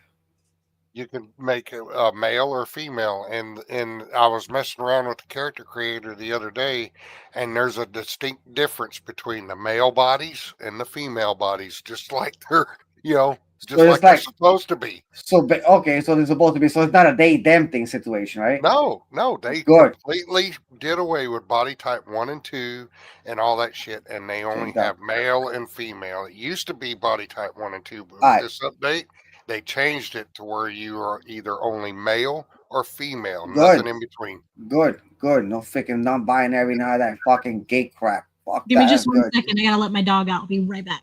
No, I just like I said, I want normal games. I don't want no politics in my games. That's the problem. You know what I'm saying? When we have politics in character creator, I tell you that I'm not too impressed with their character creator. It's but I don't think they were going for anything very artistic, because you're going to be covered in armor and helmet and all that stuff anyway, whether you're playing male or female. I understand. So there isn't a whole lot of detail with body shapes and stuff like that, but there's definitely the way it's supposed to be, male or female, and a difference between a male body and a female body. Yes. That's it. Yeah. Yeah, they're different. So and the thing, like she said, they're different. Yeah. Men and women should not look the same. And they've been catching hell over that from the libtards. Yeah.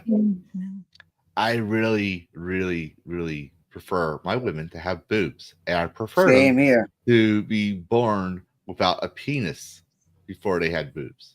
Exactly. Makes sense. Yep. Yeah.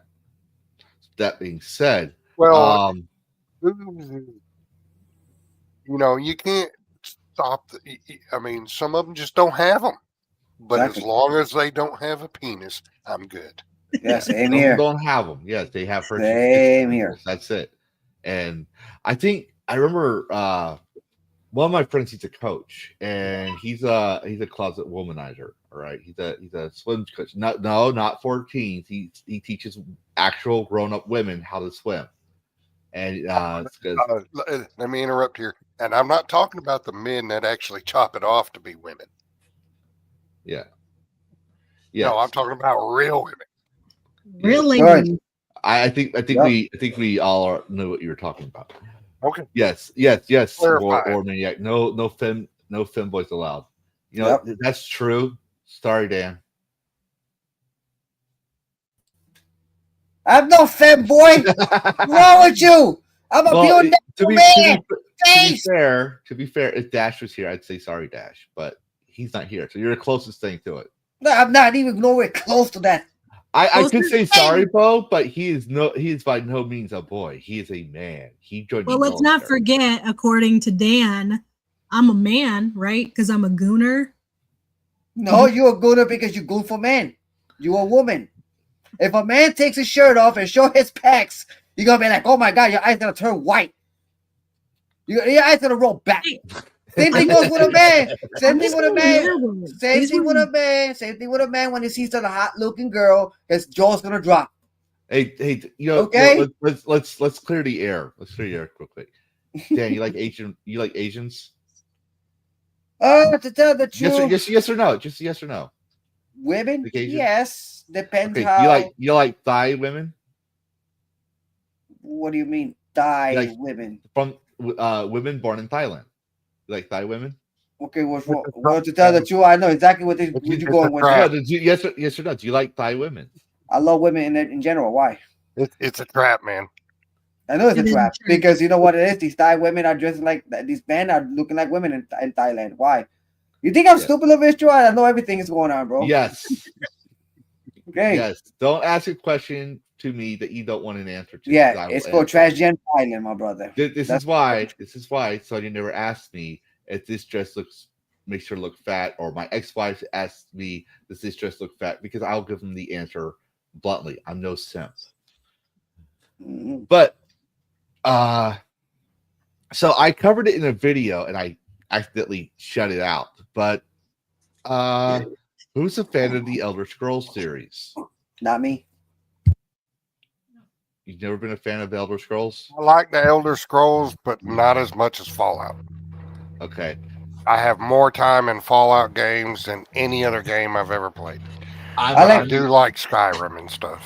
I like horror games. I'm a base zombie fanatic alien type of guy. Yes. Like, yeah.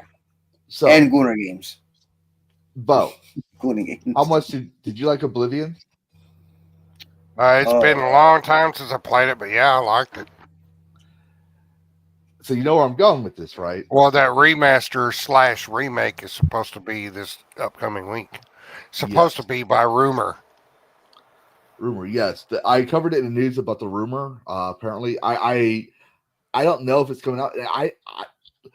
Let's just say, for the sake of argument, let's just say hypothetically that it is not a rumor; it is true. Why would they shadow advertise it? Like, why are they quiet marketing it? They did that with that game Hi-Fi Rush, and Hi-Fi Rush did pretty well. Yes, I think because I don't know. I don't know why they would just shadow drop it.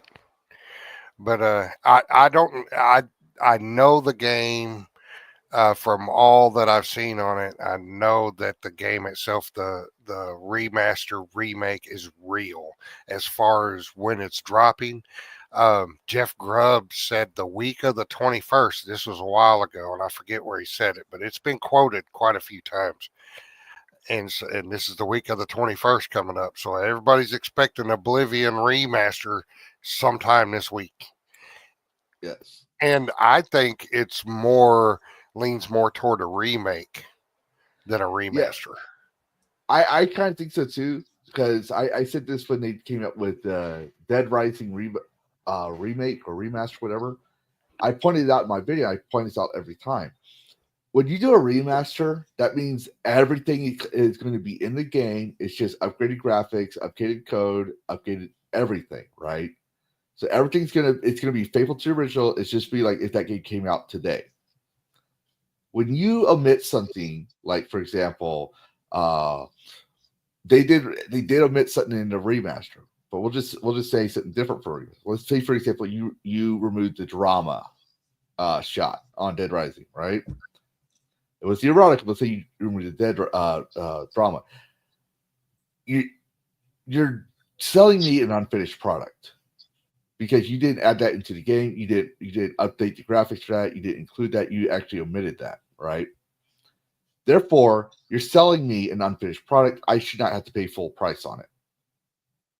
100%. That's how I stand. And they're doing this because they want to save money. Not that they can't afford to do so, but more of they want more bang. They want more money for their more bang for their buck by shadow dropping it. Yeah, letting information about it leak and all that stuff. Yeah, I think that's the case with Oblivion, right? They're doing that, but I also wonder if they omit certain things, and because Oblivion was a very safe to stream. Like I streamed Witcher 2, right? And I try to avoid showing certain things because I don't want to get demonetized on YouTube. And then what happened last night? Like first in Witcher 2, what happened was, well, Ciri was butt naked. And then there was a cutscene last night where they showed the 2D graphics and stuff, right? But there was a naked chick in it. Just straight out, right? So I worry about that, but with Oblivion, I don't recall them actually having full-blown nudity in the game. Even if you took all the clothes off, there was underwear, right? There wasn't. But so I don't know what they would claim would have to be removed that's sensitive in Oblivion, but they did, right? I didn't see anything about any Where'd you see that they removed something I'm not saying sensitive they, in Oblivion? I'm not saying they did. I'm saying if they, I'm saying I didn't see anything, but if they did, right, they would try to do it where they could get away with it. For example, the erotica shot, they're saying people have a problem with Gooner Gaming, right? And well, Dead Rising, you get to do up skirt pictures, you get to do boob pictures, all that stuff, right? It's and I know her, and I'm beating my head mentally on this one for getting her name because it's stupid TBI. But that blonde security, the blonde social services chick or secret service chick, right? She got a nice rack. Then you have what's her name, the Hispanic chick, right? You could do boob shots on that, and they're very attractive, right? They removed certain things from those characters because they said, quote unquote, people have a problem with it, and this is not something that we would do nowadays. I don't necessarily believe that these corporations actually stand for that, because if they could get rid of drama as well, they would say, oh, because these things aren't as funny, or the comedy, these things aren't as funny anymore, and the reality is they're doing that so they can give more bang or get more money for less bang. So it's the reverse for, like, we want more bang for our buck. They want more buck for less bang. So they'll do whatever they can to omit work to cut corners. That's a remaster for you. Like, that's an unfinished product. A remake, I would say Final Fantasy VII is technically, I think it is, but I'm going to say if it's not, Final Fantasy VII, the latest title is a remake. They add stuff to it. They revision certain things. That's something I'm more nervous about, right? Like, it could be good, but if you omit content, Oblivion, all the information we have right now is that they've changed the combat. They changed archery. They updated the stealth system. They changed archery to be more, I guess you could say, potent. And some of the combat is more action oriented. They changed some of that. That's why I think I'm leaning toward it's like 90% remake. Because they hadn't. I don't think they've changed any quest or they left anything out. But they've updated combat to be more fluid. That's what I'm getting. But what do you think? I think the only thing they would probably do for Oblivion that would actually make sense is we look at Starfield. Is they get rid of male, female, and they put type A, type B. That'd be the only thing. Which, Next is going to have an issue about it, and I'm going to have to see, but it's not Bethesda doing doing this. It's a Korean company, I believe. Mm-hmm. So I hope that Bethesda gave them full leeway to do so. I really do hope so. Which would explain why they're shadow banning, because it's not even though it's their IP, it's not them making it. But look at Fallout 3. Or was it Fallout 3 or Fallout New Vegas? No, I think it was Fallout New Vegas. Fallout New Vegas is one of the most popular titles for the Fallout series. And that was done without Bethesda supervision, if I remember correctly. I'm not a big Fallout fan. They gave Oblivion, the go ahead to make the game, but I'm pretty sure they had some things in there that they had to discuss with them to be sure it wasn't in New Vegas, so it wouldn't step on future Fallout games. Valkyries here says they did say the combat was going to be changed, which could be cool. I do want the skill. I did like the skill system of Oblivion, where you had to use the skill in order for it to evolve. Like I hated jump skill. I hated that. Yeah, the athletic skill was the first thing you level up. That was like because you're walking. Every time you made a move, walked, you gained experience points for walking. So your athletic skill is like one of the first things to grow up. But no, I'm actually excited for it. I'm not going to be able to get if it does come out next week. I don't think I'll be able to afford to get it. I'm a poor, humble dragon, and I had to bribe the Easter Bunny to come here you know, because rabbits are skittish and dragons are natural predators, apex predators. So, you know, I had a promise we wouldn't eat it. I had to do that every year. So there's that. But I think New Vegas and Obsidian. I wouldn't say Bethesda had their thumb on everything, but they made sure Obsidian would not stray too far from the lore or overstep what they were going to do for the next Fallout game. And I'm going to put this out there because I prefer voice protagonists. oh yeah, no, I do too. I don't mind, like in the Fallout games. If I don't mind the males being silent if I'm playing Thank you, Mr. a Mike. male character, but if I'm playing a female character, I want that female character to have a voice because I cannot picture my voice in that female character while playing the game. You follow me? Yes. Oh yeah, no, I agree So, with you. so if I'm male playing a female character, I'd rather it be a voiced protagonist. I can deal with a male not having a voice, but I don't like it when the females don't like. So one thing I don't like about Baldur's Gate 3, I'm playing a female character and she doesn't have a voice. And I'm not going to voice the lines while I'm playing. But anyway. Yes. All right, so Sonia's back. I'm going to segue because, you know, she's been quiet and I'm racking my dragon brain thinking, what do female gamers play? I mean, she does play retro games. I'm trying to get the games she might be interested in playing. And I found one that normally if I showed this on with just the three of us and Dash, right? And not Sonia here, we wouldn't be able to showcase this. We would lose viewers real quick, and I'd probably lose some subs. But since I got a pair of boots in here, I could cover this real quick.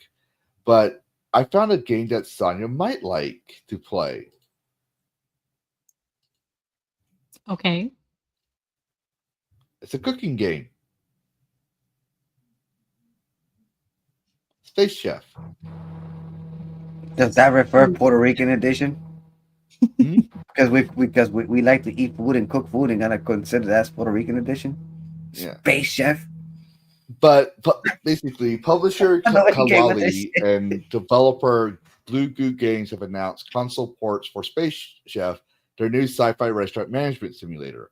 Space Chef is coming to Xbox Series, PlayStation 5, and Windows via Steam, and Switch versions later in 2025. A playable demo is now available on PC. I like to, full disclosure, I like to try to cover games that have playable demos because I want to encourage that. Try before you buy, like they used to do. Like when I was a kid, you go to Xbox or PlayStation magazines, and you get a little disc that came with that monthly issue, and you could try the demos that were showcased in the magazine, or you could download some games for Xbox. You could get your Xbox 360 cartridge, put it in the thing, and you could download a demo or upgrades this and that for your game, and try them out. I wish we could have more of that with Steam games, especially if you're a high profile game like, let's say, Assassin's Creed Shadows. They won't do this, but if we encourage this, right, it would dispel a lot of things. Like if you play the demo and you're like, yeah, this is a good game, it's good, I like this, I want to get it. It would help them with their gameplay. Like Assassin's Creed Shadows is shit. Like I've seen the gameplay. I don't like it. I don't like how they portrayed Yasuke and disrespect the Japanese government. I'm gonna make that perfectly clear. But I'm using that as an example because it's on top of my head. All right.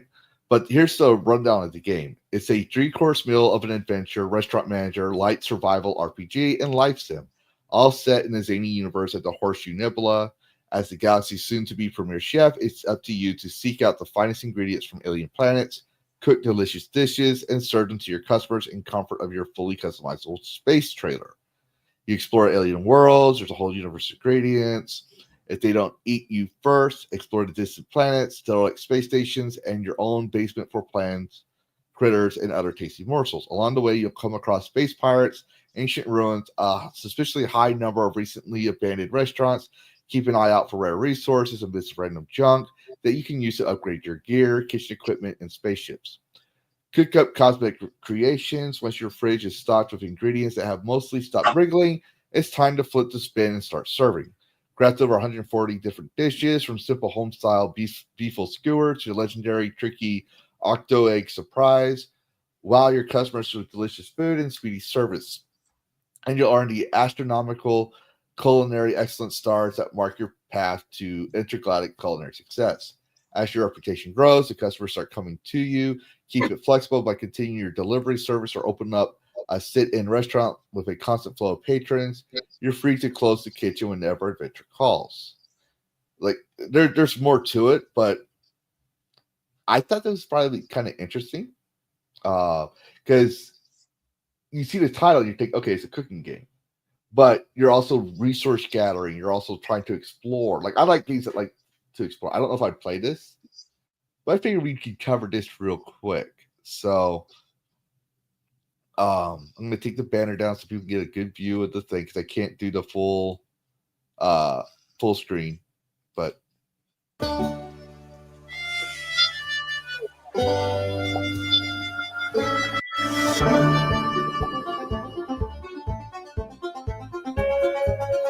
I can tell you right now, this would not be something I'd play. I am definitely a fucking agree with you with that one. I think Sonya would play it. I might watch Sonya play it, but I wouldn't play it. I'd watch her play it too.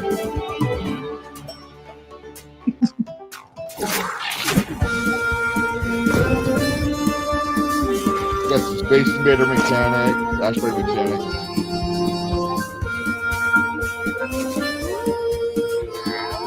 That avatar reminds me of what's her name on that teenager on Rick and Morty, Morty's sister. I don't know why she does, but it reminds me of her. But Kind of reminds me of Daria. Yeah, she does have that Daria look, the derpy look. But yeah, would that be a game that Sonya would play? I might. I mean, I don't think it's something that I would like rush to go get or whatever, but like, but if it was something that someone was gifted to me or something, yeah, I'd totally play it. Someone gets it to you. Okay, hint, ladies and gentlemen. No. If you know Sonya and she's a friend of you on Steam, her birthday was last week and you didn't get her a birthday present. Shame on you. So you should go pick this game up for her if it's available. Like, you should do that. So that way she'll play it. Because she said she might play it if it was gifted to her. Yeah, I did say that. Just put it this way: just get her a mega banger game, and she's good to go. Don't get one of those, No, just she's a woman. Women like to play cooking games. Just getting around The Sims and have kids, quality of life games like that, right? Oh yeah. They don't play Mario Bros too much unless their brother made them play it with them. They don't play. We all know you play Enzo in private, Sonya. What? Enzo? What's that? It's the next The Sims game. Oh, You yes. Heard of it. You got it. Don't give me that. You probably even got all the new naughty mods that are out there to you. Did send you my friend request on Steam. I don't know if you did accept it. I did accept it, Dan. Oh, okay, good. I sure did. Yeah, I don't see you come up on my screen unless you got your shit private. Oh, I don't know. Sonya, notification. I have a question. The only game I've been playing on Steam as of late is called Chained Together. And okay. Phrasing. That sounds like one of their adult storybook games chained together. Yeah, she's trying to hang out. Sounds like it might get pretty rough. She's playing a 2-player game with Mikey. Okay. Go on, petition. I want to play with other people. Okay, wait. Let me rephrase Just kidding. I want to play that game. Yeah, enjoy Together with other people. But like nobody has the game. Why won't anybody play with me? Do you have Among Us? I do. We'll have to make it Among Us night. We'll But have to do Goblin, that. Ghost and Goblin, yo, Charlie Nuclear got this. Yeah, speaking of Ghost and which, Goblin was I the wanted shit. to point that out. Sonia, have you played Ghosts and Goblins? I fucking love that game. No, Oh, you gotta play that Should. fucking game. That Never game heard is- of it. Should. that me game is neither. fucking- You Never heard never it. heard of You- Ghosts and Goblins? You No. you never heard of Ghosts and Goblins? You know how fantastic. You know how hard that Not game you, is. Sonia. Bo. Bo No, should know never that heard of it. game. Seriously? Have to look it Oh. up. Is it on Steam? Father Oh. King. I don't think she means that song "Chains and Whips Excite Me." I don't think she means that chain together. I think she's talking about the actual game. Yes, the actual game. It's challenging, and it looks Yes, Ghost and Ghouls. Thank you. Ghost and Ghouls. Yeah, but there's Ghosts and Goblins. They got two versions: Ghosts and Ghouls and Ghosts and Goblins. Yeah. Yeah. All right. So, if I remember correctly, it was a Capcom game, and it was hard to beat. I had that when I was at the garage sale. I got my NES. Yeah, That was Ghost one of the and games Goblins Resurrection. And they made a remake of it too, Lavistro, a couple of years ago. Ooh. Yeah, look it up. It's on Steam. Ghosts and Goblins. It looks real good. Yes. The same I had fucking same style, everything. Just Mhm. different look. Yes. Yes. I beat it once. I never managed to beat it twice.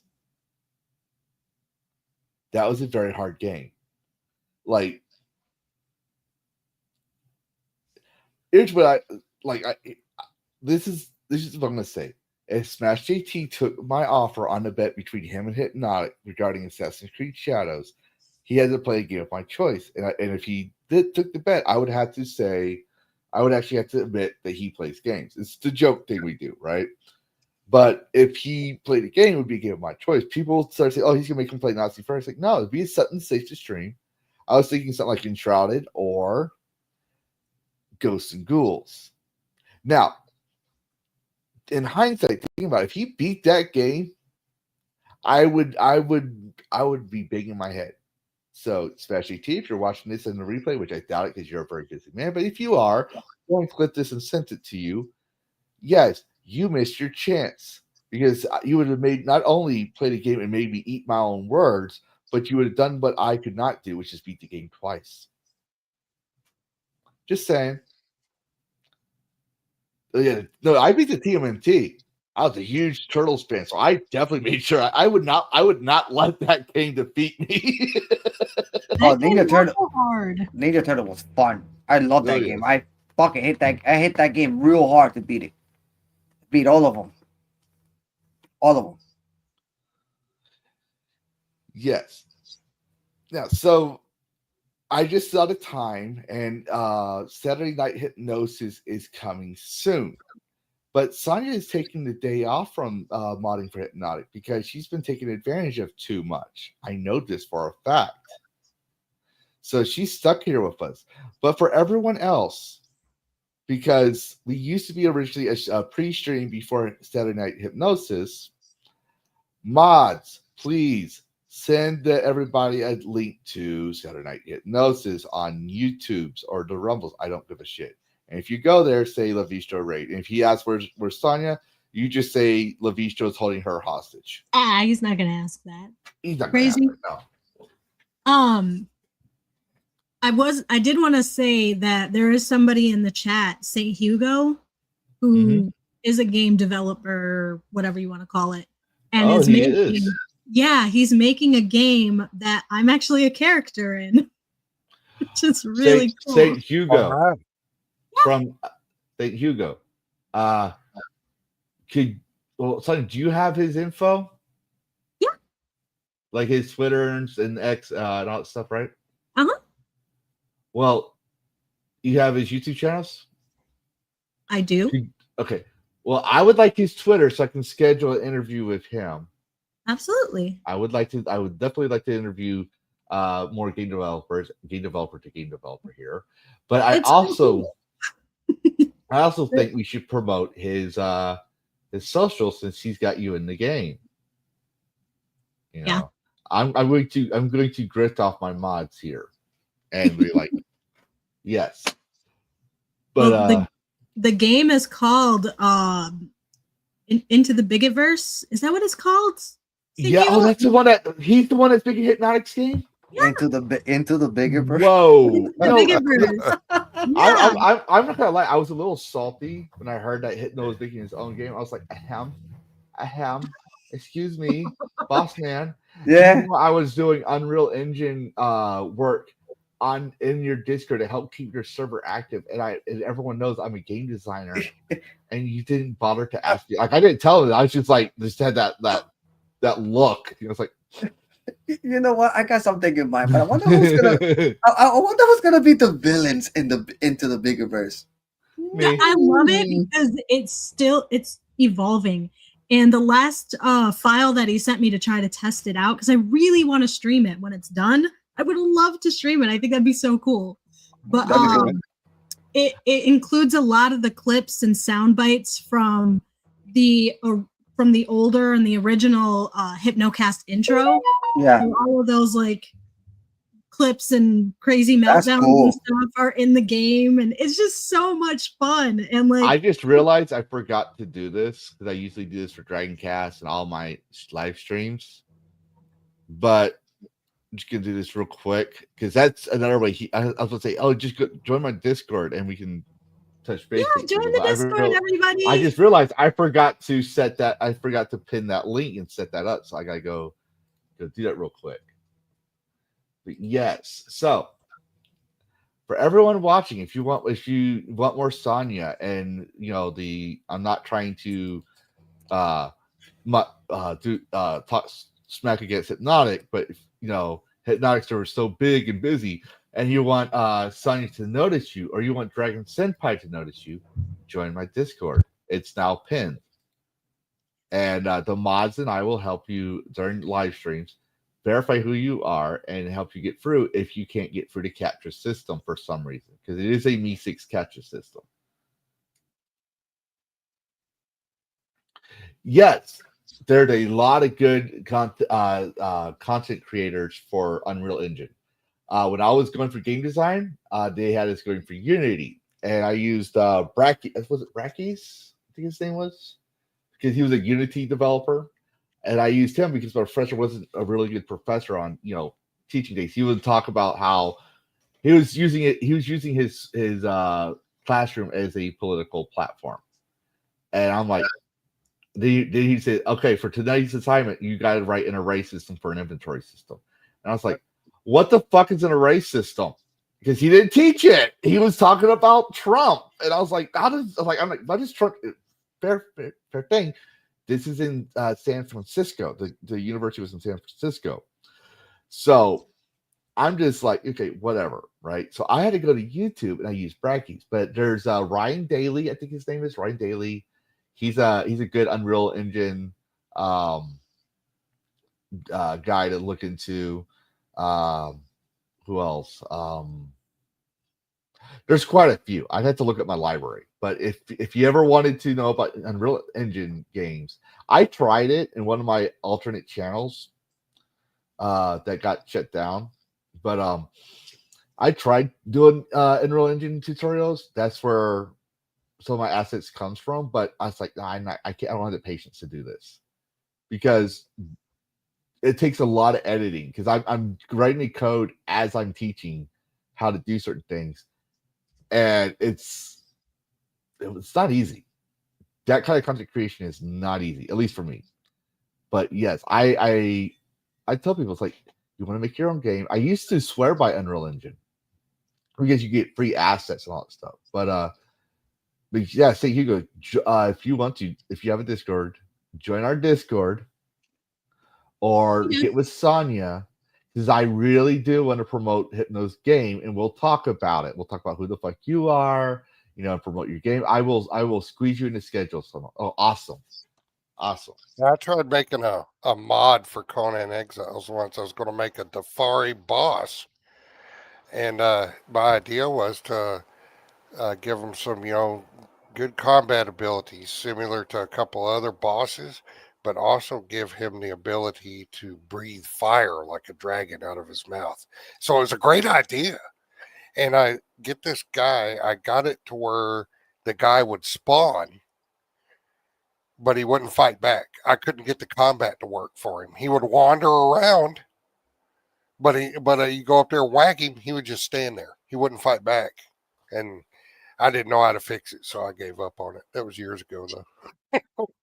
But I did accomplish something. I got him to spawn, and that was it. Yeah, I'm going to say for Unreal, I'm not a big fan of Unreal Engine 5. It had some great features, but it had some feature like I'm pissed off they changed how you could set up the key binding system. I can't figure it out. So that's one of the reasons why I wasn't getting a lot of work in the past year. I also shut it down because, well, I couldn't figure out how to set the key binding system like I could with Unreal Engine 4. It was easier on Unreal Engine 4 because I wanted to have it to where you could have mouse, keyboard, and controller, right? But also, because I'm left-handed, right? Sometimes I have to set up the controls for my left hand. And so I prefer games with key binding systems so I can change the keys. With Unreal Engine 5, I couldn't figure out how to do it because they changed that whole system out. Yes, the engine is dying. I think it's because they fucked up with Unreal Engine 5. They fucked it up. I still prefer Unreal Engine 4. And there's one of my favorite I can't remember the top name, but he's Vietnamese. But there's one guy I like for character art, and he's expensive, but he has like Skyrim / Bethesda style like characters, so you can generate characters. And I was trying to emulate Skyrim's procedurally generated character, like those NPCs that you fight. Sometimes you'll see the same face on another character later on, but you're never fighting really the same bandit or same NPC twice. The guards were changed, everything changed, so it would feel immersive. So when you fought those dungeons, that like I don't like procedurally generated levels, but procedurally generated NPCs I can understand, right? Like they went too far in Starfield with the procedurally generated levels because it was too empty. Oh yes, I have over 5 years of monthly free assets. Also, if I may, Lavistro, St. Hugo is looking for people that are interested in helping with this game. Stuff like, finding clips from previous Hypnocast episodes that could be, included. I got one just for him. Okay. Cool. I had the perfect clip that even Alyssa Mercante would love, but it's not what she expects. I have a clip where on Easter last year, I, and Adam Juneman mentally broke him. What the fuck? It was on my birthday podcast intro. If he wants that, I can dig that out. Okay. So you just look for if you want to know what that is, just go look for the Lavistro. It's 2 episodes ago. Go look for the Lavistro birthday bash. And it shows a big dragon sitting on a throne with a bunch of women giving him a birthday cake. Obviously AI art, but you watch that. The first 7 minutes of the video is hypnotic. I had to cut through it because he was ranting and raving for like 12-15 minutes. But then you broke him. What the fuck is this? Yeah, I broke him. That's the one you told me. Yeah, I broke it. I spent over $500 of my Disney stock money I sold. He broke him though, like and shattered him his ass. I saw that video. It was fucking hilarious. Yeah. Hey Dan, Mikey told me to tell you to put your furry avatar on. I'm not putting that fucking character on. You are. I got my favorite. I do have my freaking logo behind me, so that's furry enough for you, Mikey. Hey, Mikey. That's fair. That's fair. That's fair. You know what? That's fair. My part. That's fair. That's fair. That's totally fair. What's fair? Missed it. It's not that if I put the furry avatar there on, you go. It's gonna fucking. There you go. There's his furry avatar. Why? Wait, do you have? He has What? a furry Yes, his avatar. name is Furious Wolf. I only use them when I want to use them. Whenever I look like shit, I just use the fucking character. That's why I need my VTube, red-haired barbarian, big boobs, for when I don't feel like being on cam. Yeah. At least the guys that has something nice to look at. Oh, What I can use. I use to not be on camera? Oh, I use it. Lavistro, What? you didn't. Yeah. You spelled my name wrong. No habla español. Yeah, What? no, you better learn. Oh, I use the Tekken Blade character. The picture. Believe me, The day I misspelled her learn name. is the day I accept pressing Man, 1 for English. Man, you I should never have lost to press 1 for all English. your points with her tonight just by that one misspelling. I do this all the That's it. time with her. I haven't You're lost done. shit. You're done. You're done. No, I Doesn't haven't matter. lost shit. No excuse. No excuse. Oh, you clearly had not been around me and Sonya long enough. I do this shit to her all the time, on purpose, All the time. deliberately. He just likes to hear me say Lavistro. That's what it is. I know your game. No, I just like messing with you. Mm-hmm. The Lavistro is a bonus. Okay. But yes, so I think I covered everything on the list. Double checking everything. Except for Chas Mel. I just sent you What? the new game that just came out recently, just 2 days ago. Oh, dude, why don't you just? I just sent it to you on your DM. It just called Chas Mel. It's a zombie game. I don't It's- see it in my DM. Are you talking about Twitter? Yes. It's a Steam got- account. I see. That's called Chas City. Mel. I sent you the Hispanic Bomb Squad, your copy of it. I got the course there, Instagram. I got the YouTube Switch to Instagram. That's all I got from you for DMs. Oh my god. Oh, okay. You didn't That- send it to me. You sent it to the DragonCast chat, so everyone has. Yes. Dude, share that. What you need to? Well, start I sharing said the link. I don't know. I don't know how to share the stream. That's the fucking thing. Okay. All right. So when you look down the bottom, there's mute. There's Yes, drop I know. down, There's mute. settings. There's present, and you hit present, and the first thing under present, you'll see slides and PDFs, extra camera, video file, image, and share screen. I gotta look for it now. What the Yeah, window? Yes, because I never thought I'd have to explain something to someone who's just a couple years older than me how to do things.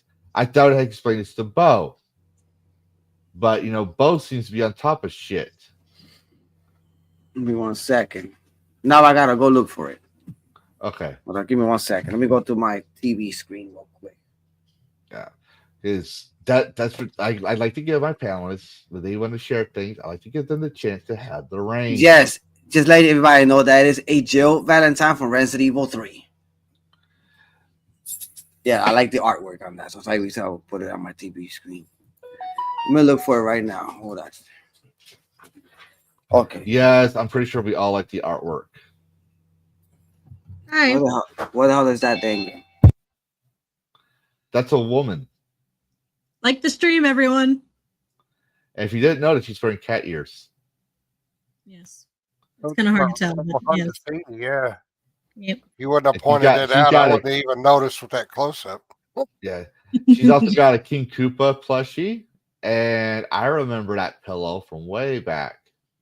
I got The hypnotic pillow. my background faded out. I don't want nobody seeing what I got behind me. You know what's great too is okay. I don't know if you can do it. I have both Mario and Sonic. That's not Sonic. I know, obviously. It's called Chas Mo. Hold on. It has a mixed review on it, but Well, we're going to see if you've learned something or not. We got to get you up and running. So we're going to see if you learned something or not, or if we have to send you to another special needs class on how to stream.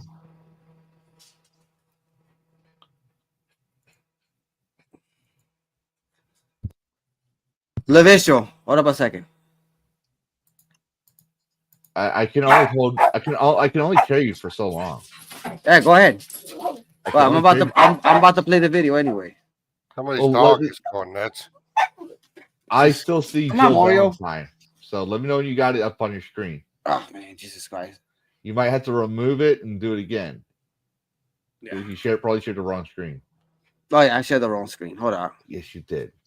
Oh Jesus Christ. Like I said, that's why I want you to do it. Boomer. If this was Rick and Morty, if this was a Rick and Morty show, Fury's Dan would be Morty's dad. Is that like a compliment or? Go watch Rick and Morty I and just look hope- for Morty's dad and find out. Well, I sent it to you on the link with you and Why are you going to do an infinite screen? I don't know. Like I said, I just don't. I'm not used to this You sharing gotta screen learn. thing. You want to be a streamer. You Well, gotta learn. I'm trying to help you out here. You might I'm have to trying do to. a test stream to let people practice that stuff. Well, that's why you guys have access to links the day before, so y'all can practice that. Y'all should be able to. Hold up. You know what? I'll fucking do it. Yeah, it's Once, but see, here's the thing. Now that I have to do it, and I say I have to fucking carry your ass, you no longer can say anything because I had to carry your ass again. So you had to. I sent it to you on the link between you, Dash Attack, and Bolt. It's right there. It's a Steam link. I for the know. game. I know. I know. And the game is like $17, but it's like it looks good, but they say they got a lot of buggy mess to it. So I mean, hope they fix it. There you go. All right. Okay. So before we continue on, because I haven't watched this thing, is there clowns in this? I know. I had no clue. I all I saw was zombie killing, slashing. So on you this didn't see thing. any clowns in there? No, I didn't see any clowns. All right. The reason I'm saying that is because Sonya would kill me if there's clowns, and I didn't know, and I showed her that. If they were clowns, I'll play the game and shoot them and kill them myself. How about that? I'll do No, it she for doesn't Sonya. like seeing clowns. She doesn't. I don't like seeing clowns either. I don't like clowns either. No, no, I can't no, stand fucking Dan, around shut McDonald's. up. With respect. You don't get it. She does not. She physically cannot stand the sight of clowns. That's For what I'm real. saying. It's not For a joke. real. But she don't want to. She won't want to play Killer Okay. Clowns from Outer Space. So That's why I keep telling her she does not. She doesn't have to mod for me when I run Demonologist because there's clowns in there. a lot of women are afraid of clowns. I don't know why. Because they're clowns. They're not funny.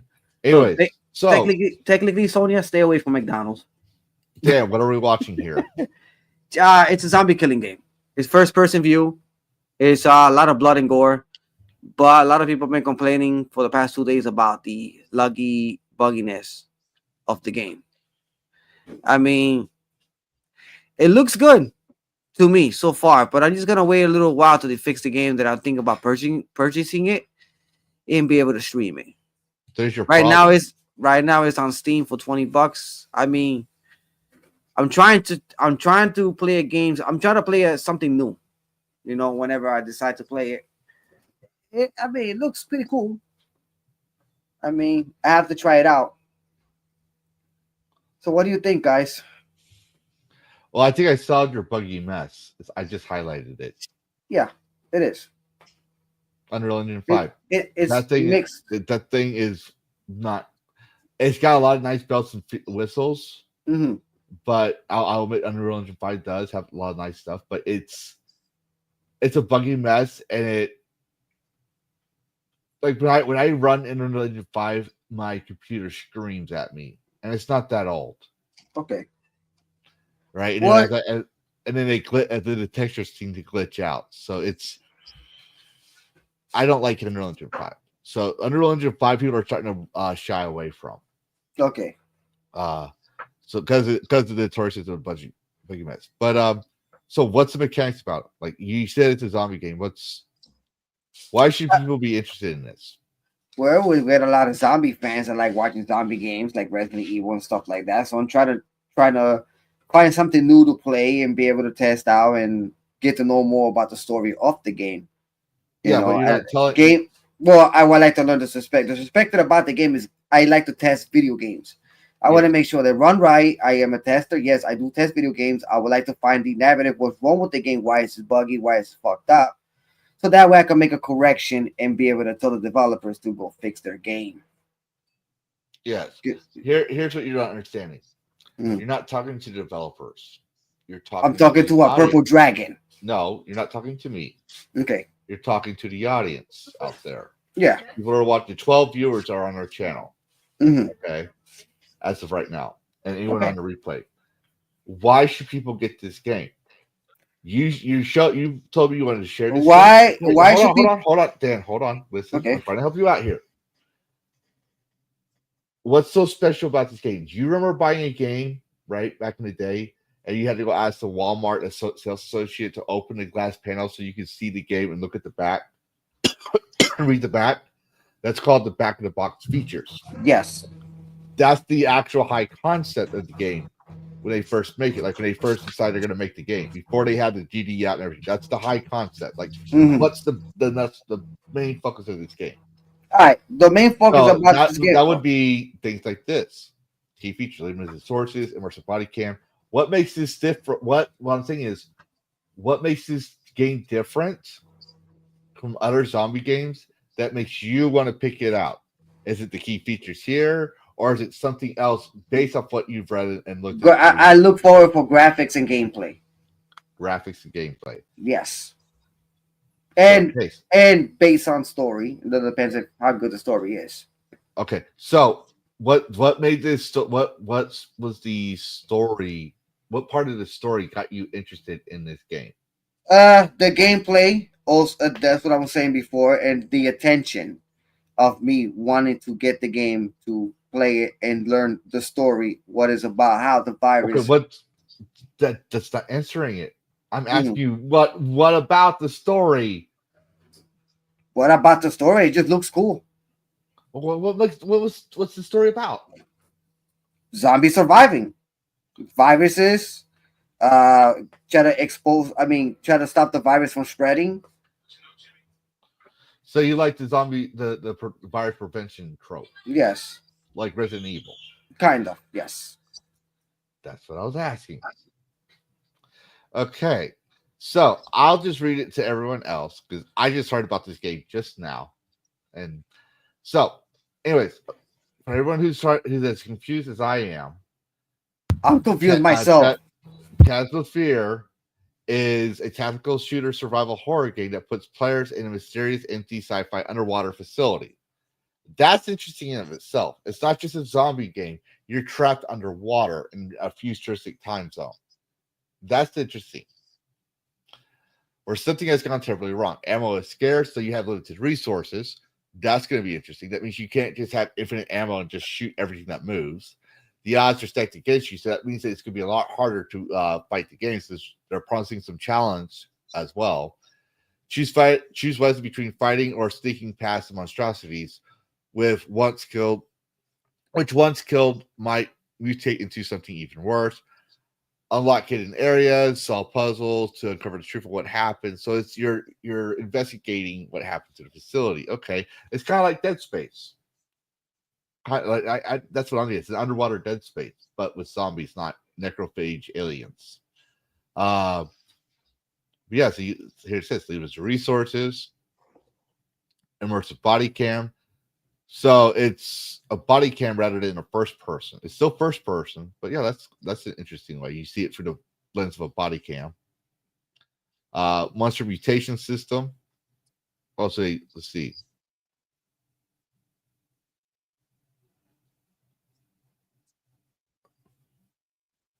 Oh, it spawned a new monster when it disappeared.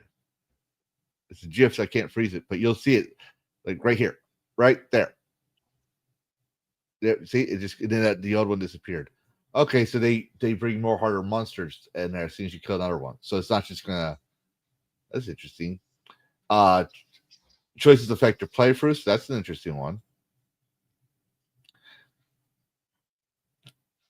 All right, yeah, I could. That actually looks kind of funny. You have a co-op possibility. Oh, and there's another game I like to recommend because Philip Morgan loves Resident Evil. I'm a big, huge Resident Evil fan.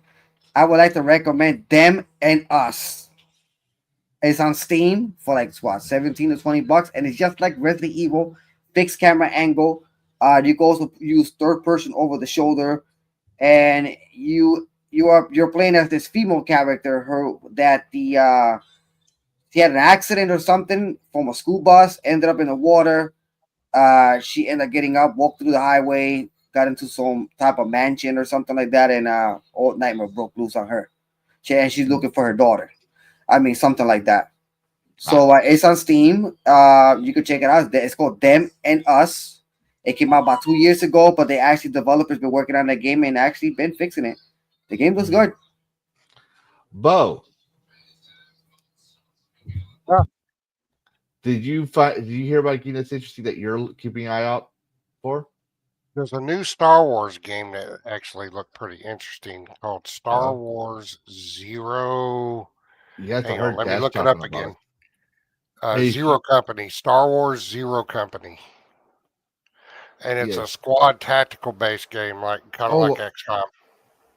Oh, is it like that one for the Xbox? The trailer for it just released today. It's just a cinematic trailer, so I don't have too many hopes for it. But it is a cinematic trailer, and the cinematic trailer looks pretty good. It's by EA, and they're really good at doing cinematic trailers.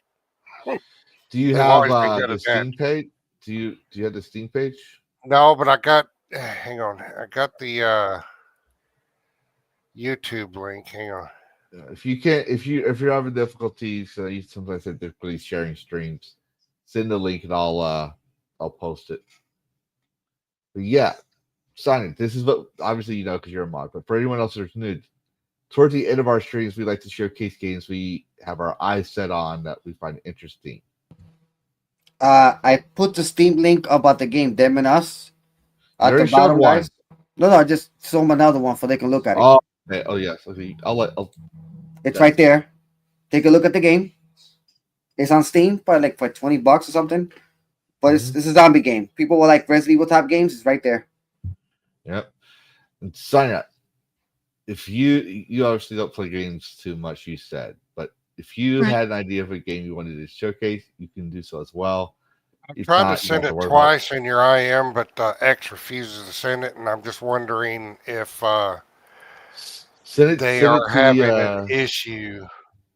I'll put the link to it in the chat. Yeah, do that. That'll work. Let me see. Private chat. Yeah, twice it wouldn't let me send it to you on X. Interesting. But you may be able to pull it up and show it on your stream. I don't know.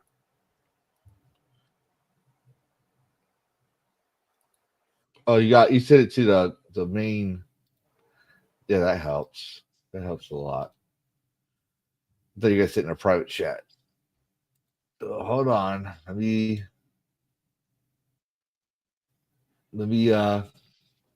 go to my YouTube dashboard, click on the link, come back over here, present, share screen.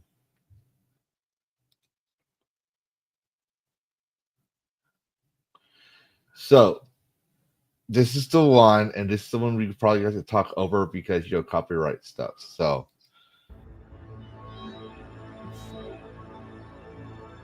I don't know if there'll be copyright stuff, but the sound of the music, people get kind of touchy about that. Yeah, they may get touchy about the music. EA. They talk about the big EA's moments, publishing it. the crisis points, electronic ass, planetary invasions, all-out assaults, cities bombed to rubble. Truth is, there's a war you don't see.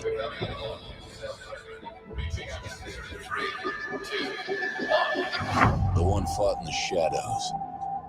The war beneath the war. A war that's won with the right strategy.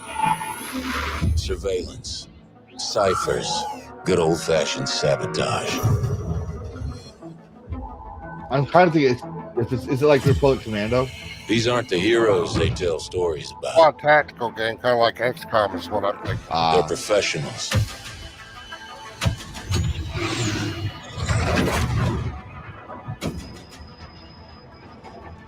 setting aside their differences to take on the impossible. I mean, EA makes great cinematics, but see what the gameplay is like when it starts coming out. Yeah.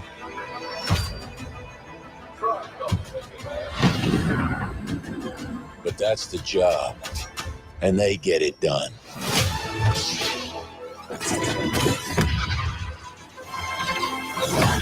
Of course, that wasn't very tactical, just to run straight up the back of your vehicle. Standing straight up. Okay, yeah. Yeah, see, it looks to me like it's going to be kind of like XCOM. Oh, yeah, it does.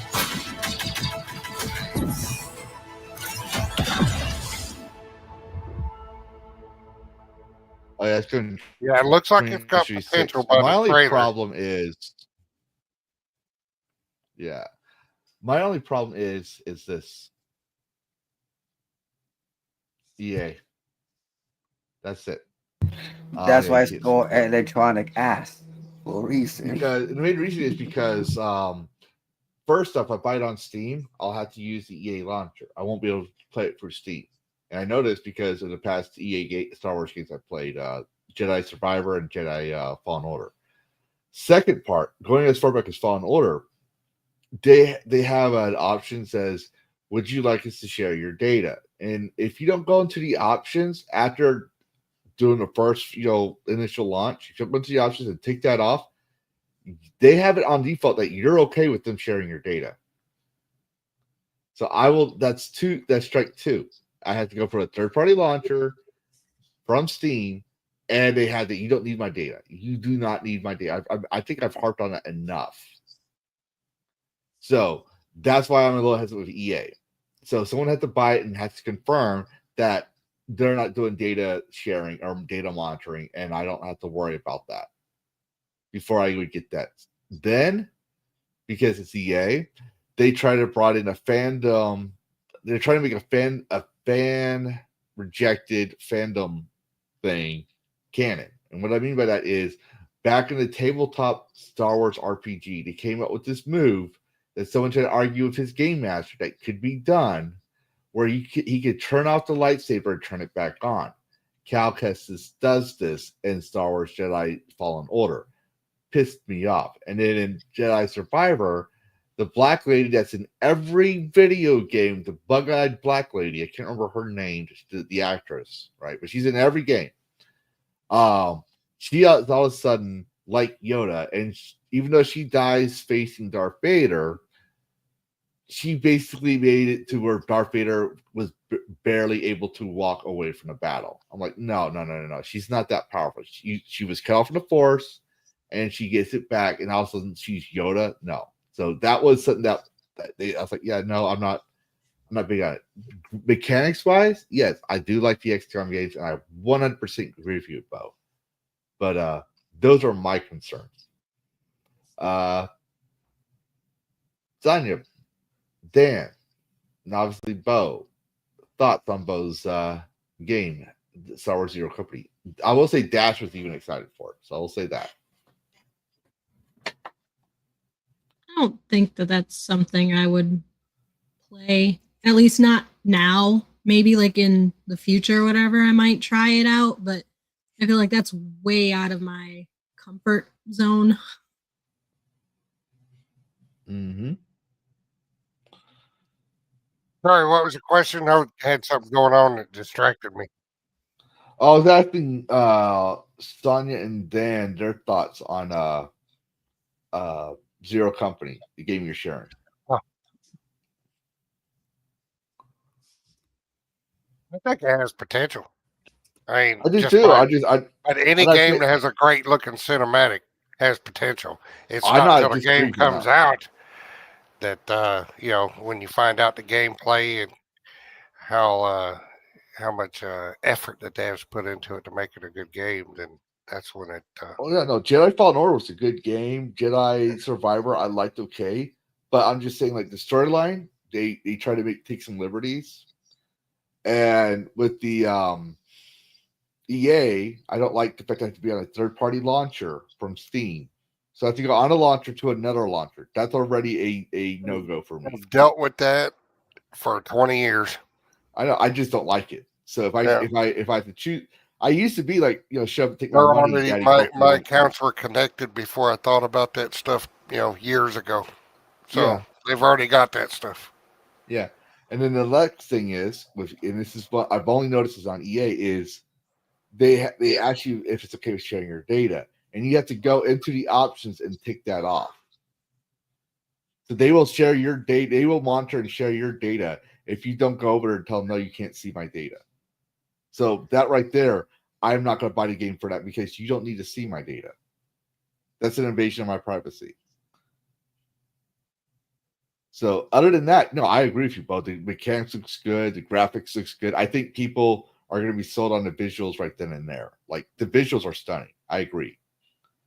Mechanics-wise, we'll have to see till later. I agree on that one.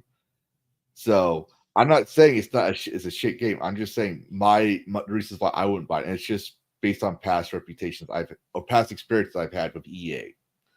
Other than that, no, it looks good. Well, EA ain't shitty. EA ain't shitty. Their overall practices are shit.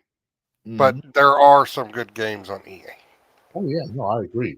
This is why I know Bo's going to get it, and I'm just going to watch the streams to see if I want to play it too. Just like with Dragon Age of Belguard, Bo had Game Pass. He played Belguard, and he couldn't finish it, if I recall. And that's what I abandoned it at 59 hours after I just couldn't take it anymore. I couldn't take it. Yeah. With because the game, to me, the main quest and every other companion's story was a backseat to Tasha's story and her gender confusion. Yes. I think it was it. If I could have whacked her like you can with Baldur's Gate 3, like within the first few minutes, if you could have killed her off, I would have killed her off right then. Yeah. No. And then continued the game. Yeah. They knew the character was insufferable, so they made sure you couldn't do that. Dan, what do you think of Zero Company? To tell the truth, I'm not big on Star Wars. Since the last Star Wars game I played was Shadow of the Empire with Nintendo 64. That was such a great game, but yeah, I not a big fan of EA, except when they used to make the Need for Speed and stuff like that. I mean, I think for me, for those Star Wars fans out there, I think it's all right. I'm not gonna make it a big deal out of it. Like my perspective to it's okay. But I'm not a fan of Star Wars. I mean, I know every single character of Star Wars, but because I had a bunch of friends that watch Star Wars around me, so basically I watch every freaking movie they have. Yeah, I've been around with. I mean, it's okay. It's not that bad. I mean, I'm not gonna say nothing bad about it. I mean, we'll see. I mean, future plans as it goes. I mean, because right now EA is total shit right now compared to what they're making their games, like like Dragon Age and all that stuff. I mean that's it. They used to challenge everything. That was their pitch, their little motto. They don't challenge anything. Not anymore. Like I say, I that's why anything that comes out for EA right now, I lost my fandom to EA. Like I was a huge fan of Need for Speed. The last Need for Speed I played was the one with the one you had to deal with in Florida or something, Miami. I forgot what was the name. Something Heat, Need for Speed Heat, and that was the last game I ever played. That was actually great for Need for Speed. But other than that, and Grid was good. I mean, Grid was a good racing game also as well because I have the Grid games, and that's about it. I mean, when it came to Star Wars, I mean, since I'm not a fan of Star Wars, I can't. I like I say, it's okay. It's more the tactical squad. Yeah. Game. I get for full record for everyone who doesn't seem to understand. Bo likes the mechanics of the game. It reminds him of XCOM, which is actually very good mechanics. That's one of the reasons I like XCOM. It was squad tactics, right? That's what you're getting at. Now, one big problem I have with EA, and I have it crops up every couple of months. I have all the original Mass Effects. I have Mass Effect Andromeda.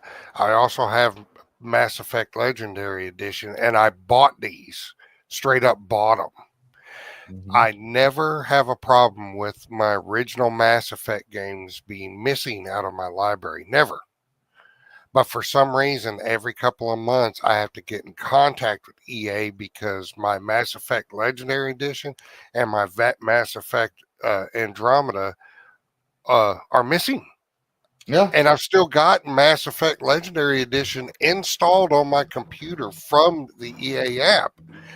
And I have to explain this to almost a new person almost every time. Why are my games missing? These are missing out of my library.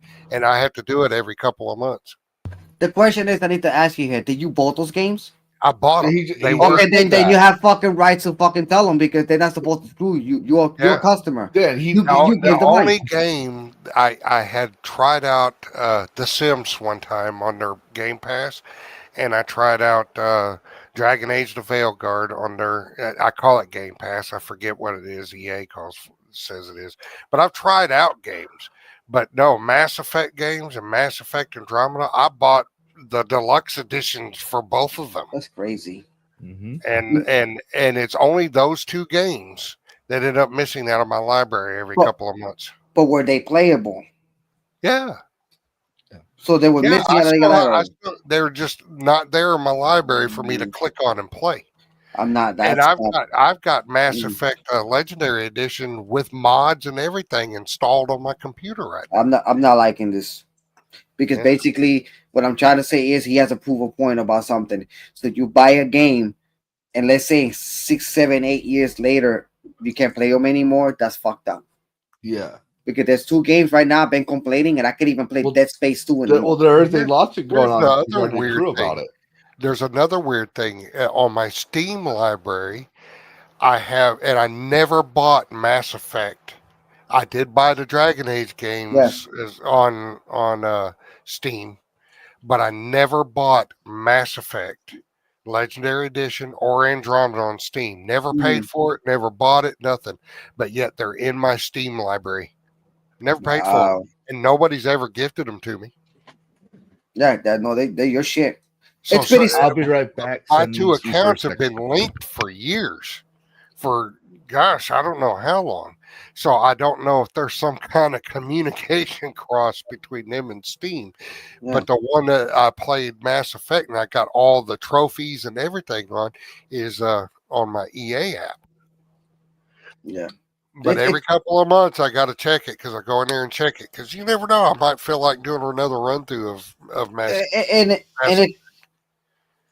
And every couple of months I go in there to check it, be sure mods I like are updated and stuff like that. And they're not there. And then I got to contact them. Say, hey, where are my games? I bought those games. And the thing is that it just these companies under our noses, what they're trying to do is a game. So I got the original Space Marine, the first one, and it doesn't even work at all. And I bought it. And I've been trying to get it running, and I can't even get it running because I wanted to play the first one in order to play part 2 to understand, Warhammer. I can't play the first one. Yeah, I haven't tried it. I have it on Steam, but I haven't tried it. It's a lot of shit. It's a lot of shit. You may want to look and see because some modders will fix that issue, compatibility issue. Yeah. Or just type it up in a search, a compatibility issue with Windows or whatever. Because that game, the original Space Marine, is pretty old. Yeah, it's a lot of shit going on with this. It is.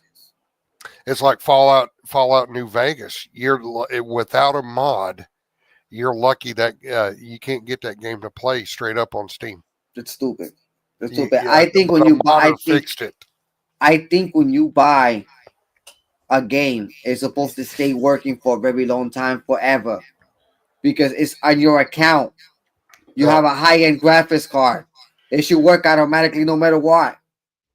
So I don't know what the gimmick with these companies are trying to do, but they're trying to do something for us not to play those games again. Yeah. Even though they bought them, even though they don't even have it on their list on the library, but it's still bought. It's your right because you own that damn game. Yeah. And that's fucked up. They've been doing it to me too. Don't get it twisted, Bo. They've been doing it to me too. And I have to do a mod to get But them running. I've never had a game come up missing on Steam.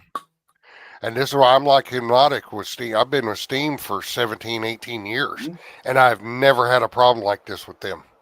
Never. Wow.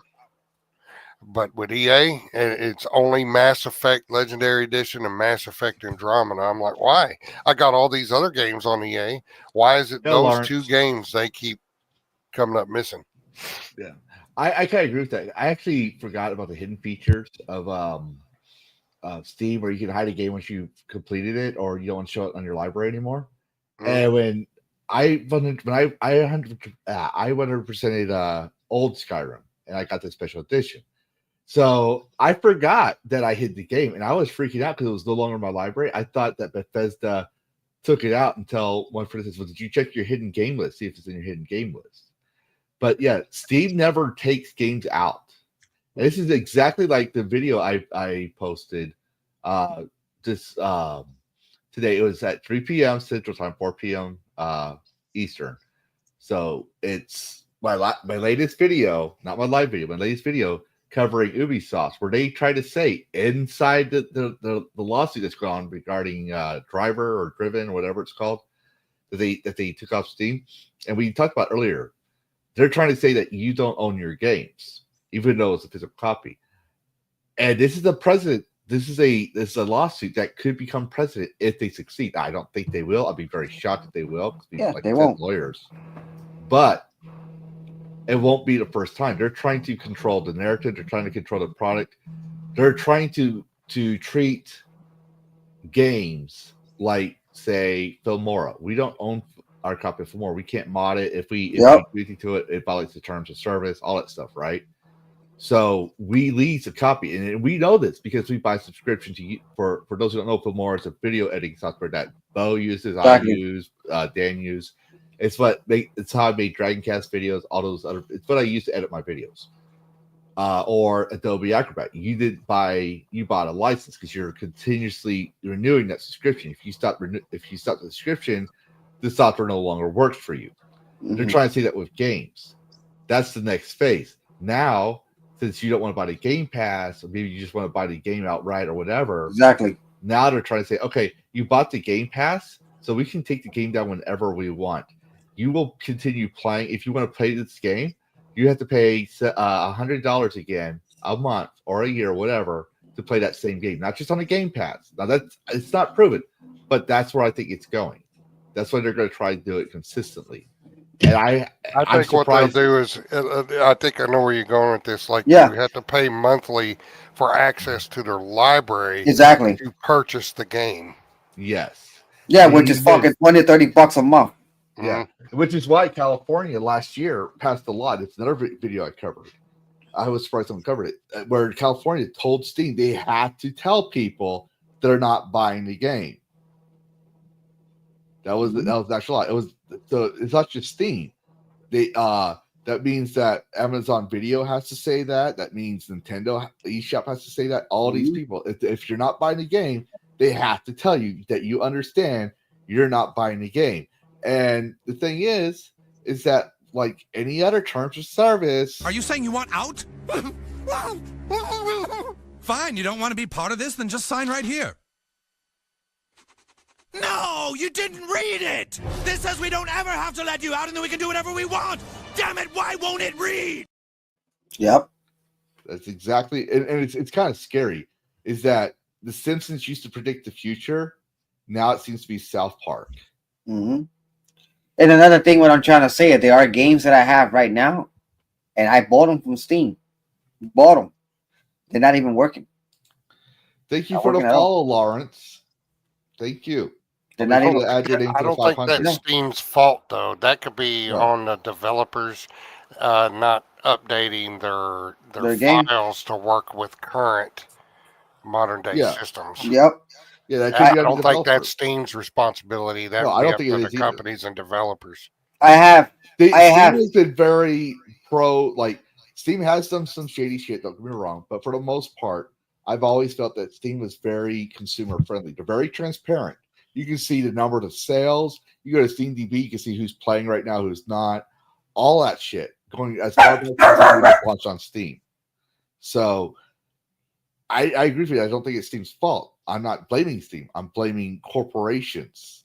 If people haven't figured it out now, even though my game design company and Lavistro Place is under a corporation LLC, I'm very anti-corporation.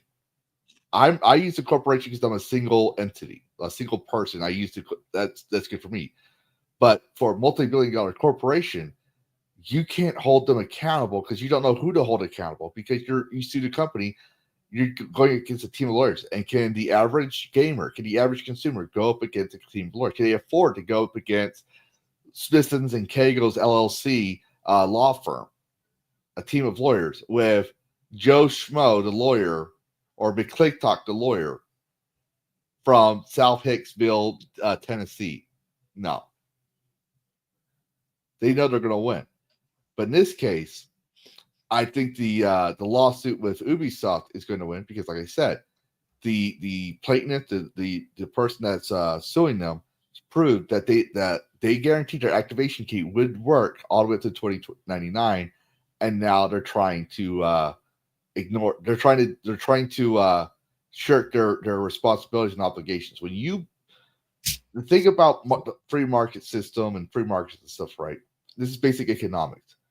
When you say, I had this product, a person's going to buy, or service, a person's going to come by and they're going to pay you money for that product or that service. They expect you to uphold your end of the bargain. So they give you money for goods or service. When you no longer can uphold that goods or service that was agreed upon on that contract through payment, you have to give back that money.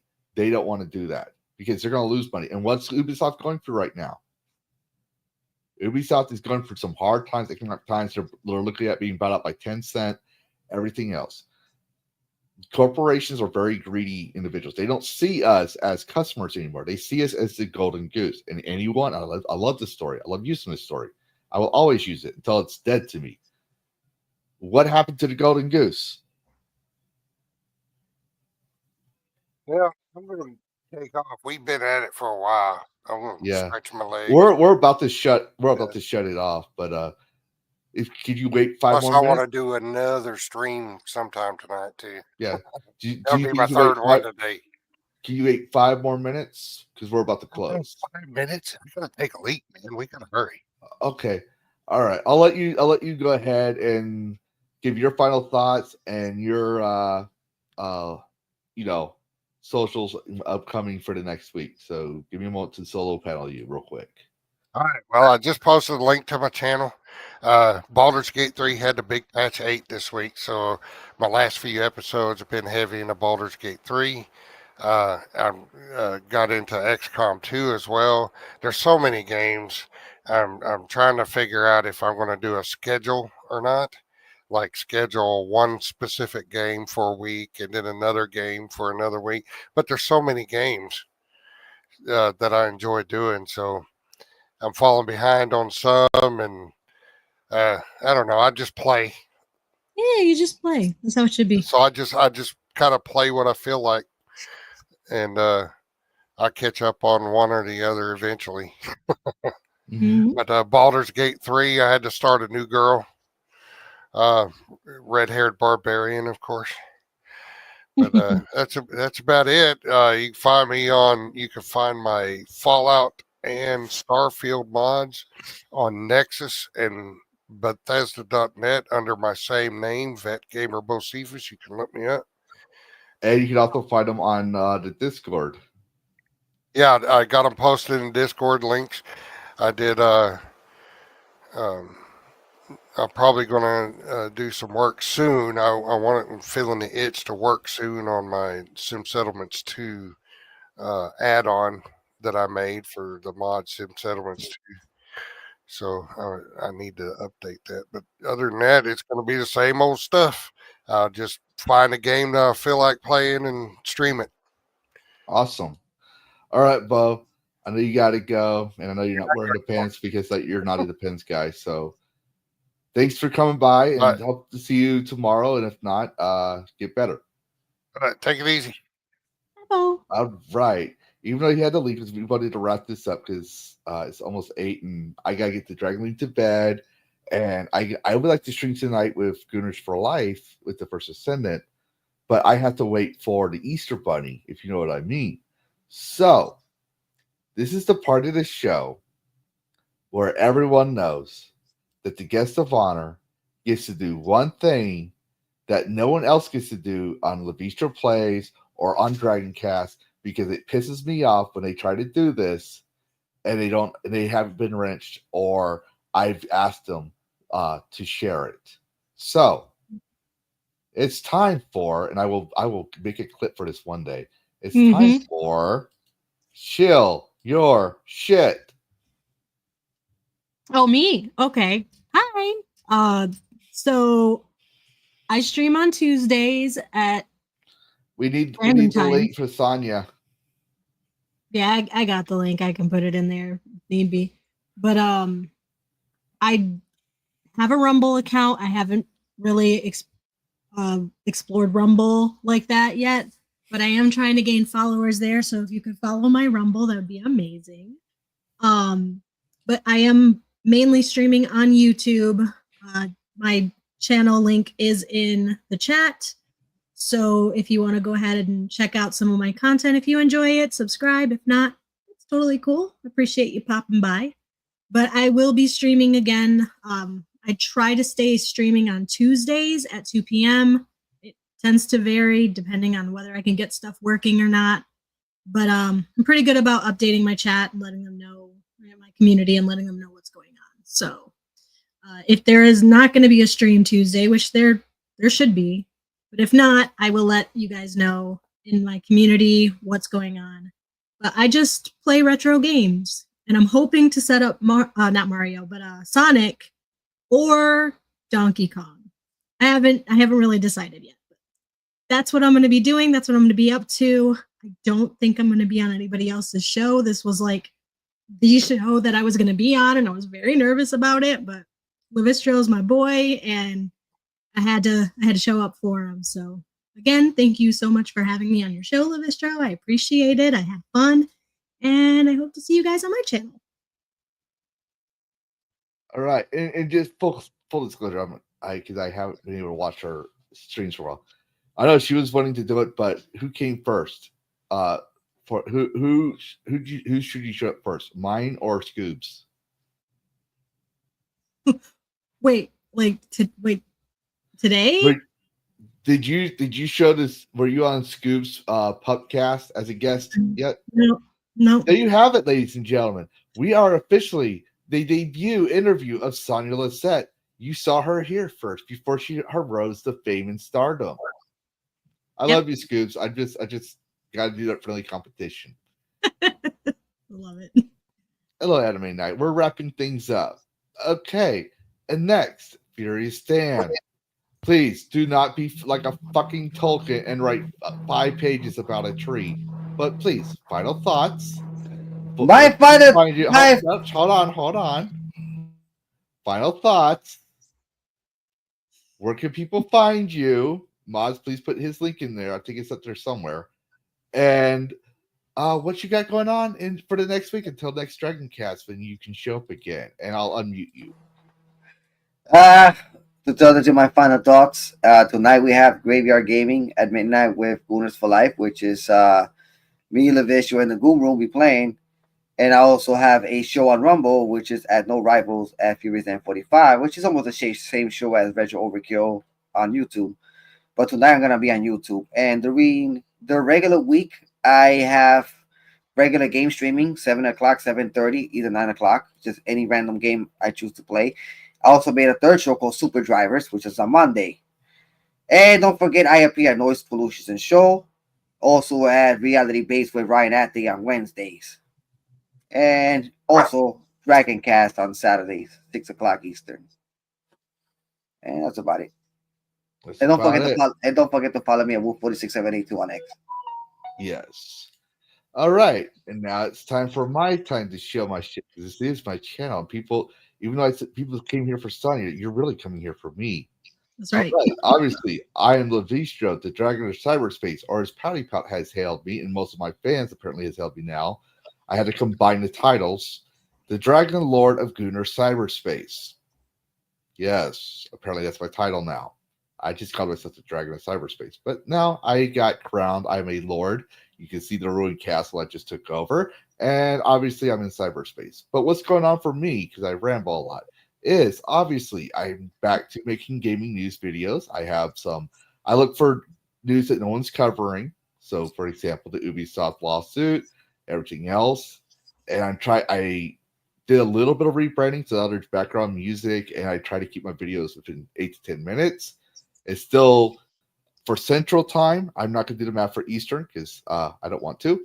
But it's 9 a.m., 12 p.m., 3 p.m., and 5 p.m. Mondays through Fridays. Sometimes, like today, I will have videos as well. I do have a couple of other videos coming out on Monday. And tonight I'll be doing the First Ascendant, obviously, with Fury Stan and the Goon Room. And if you don't know what that means, we usually go into a Discord VC, we give each other shit, and as someone said, it reminded him of him and his buddies going to a pub and hanging out. It's just a bunch of gamers being gamers, and we don't have to worry about the in-game chat banning us because we're using Discord and we're giving each other shit, we're helping each other, and just playing a game. And then Sunday, I'll be playing Phasmophobia, doing a weekly challenge, and it'll also be the spring event or Easter event, if you will, Grim Hollow or something like that. I can't remember. So I'll be doing some of that. And then Monday, Tuesday, Thursday, and Friday, I'm back to Witcher 2. And Wednesdays, I'm doing Demonologist with members from the Geeks and Gamers tabletop community, as we have done for almost a year now. So, that being said, my final thoughts are, it's always nice to have to recall old games and play old games. For example, playing Witcher 2. I have a lot of nostalgia for it that with my brain injury, I don't remember until I played the game. It has actually played these old games has actually improved my memory skills according to my physical therapist. And it's also great to look back and remember games of our childhood, like with Sonia Lysette playing Super Mario 3, and remembering that we own our games. Don't let anyone tell you otherwise.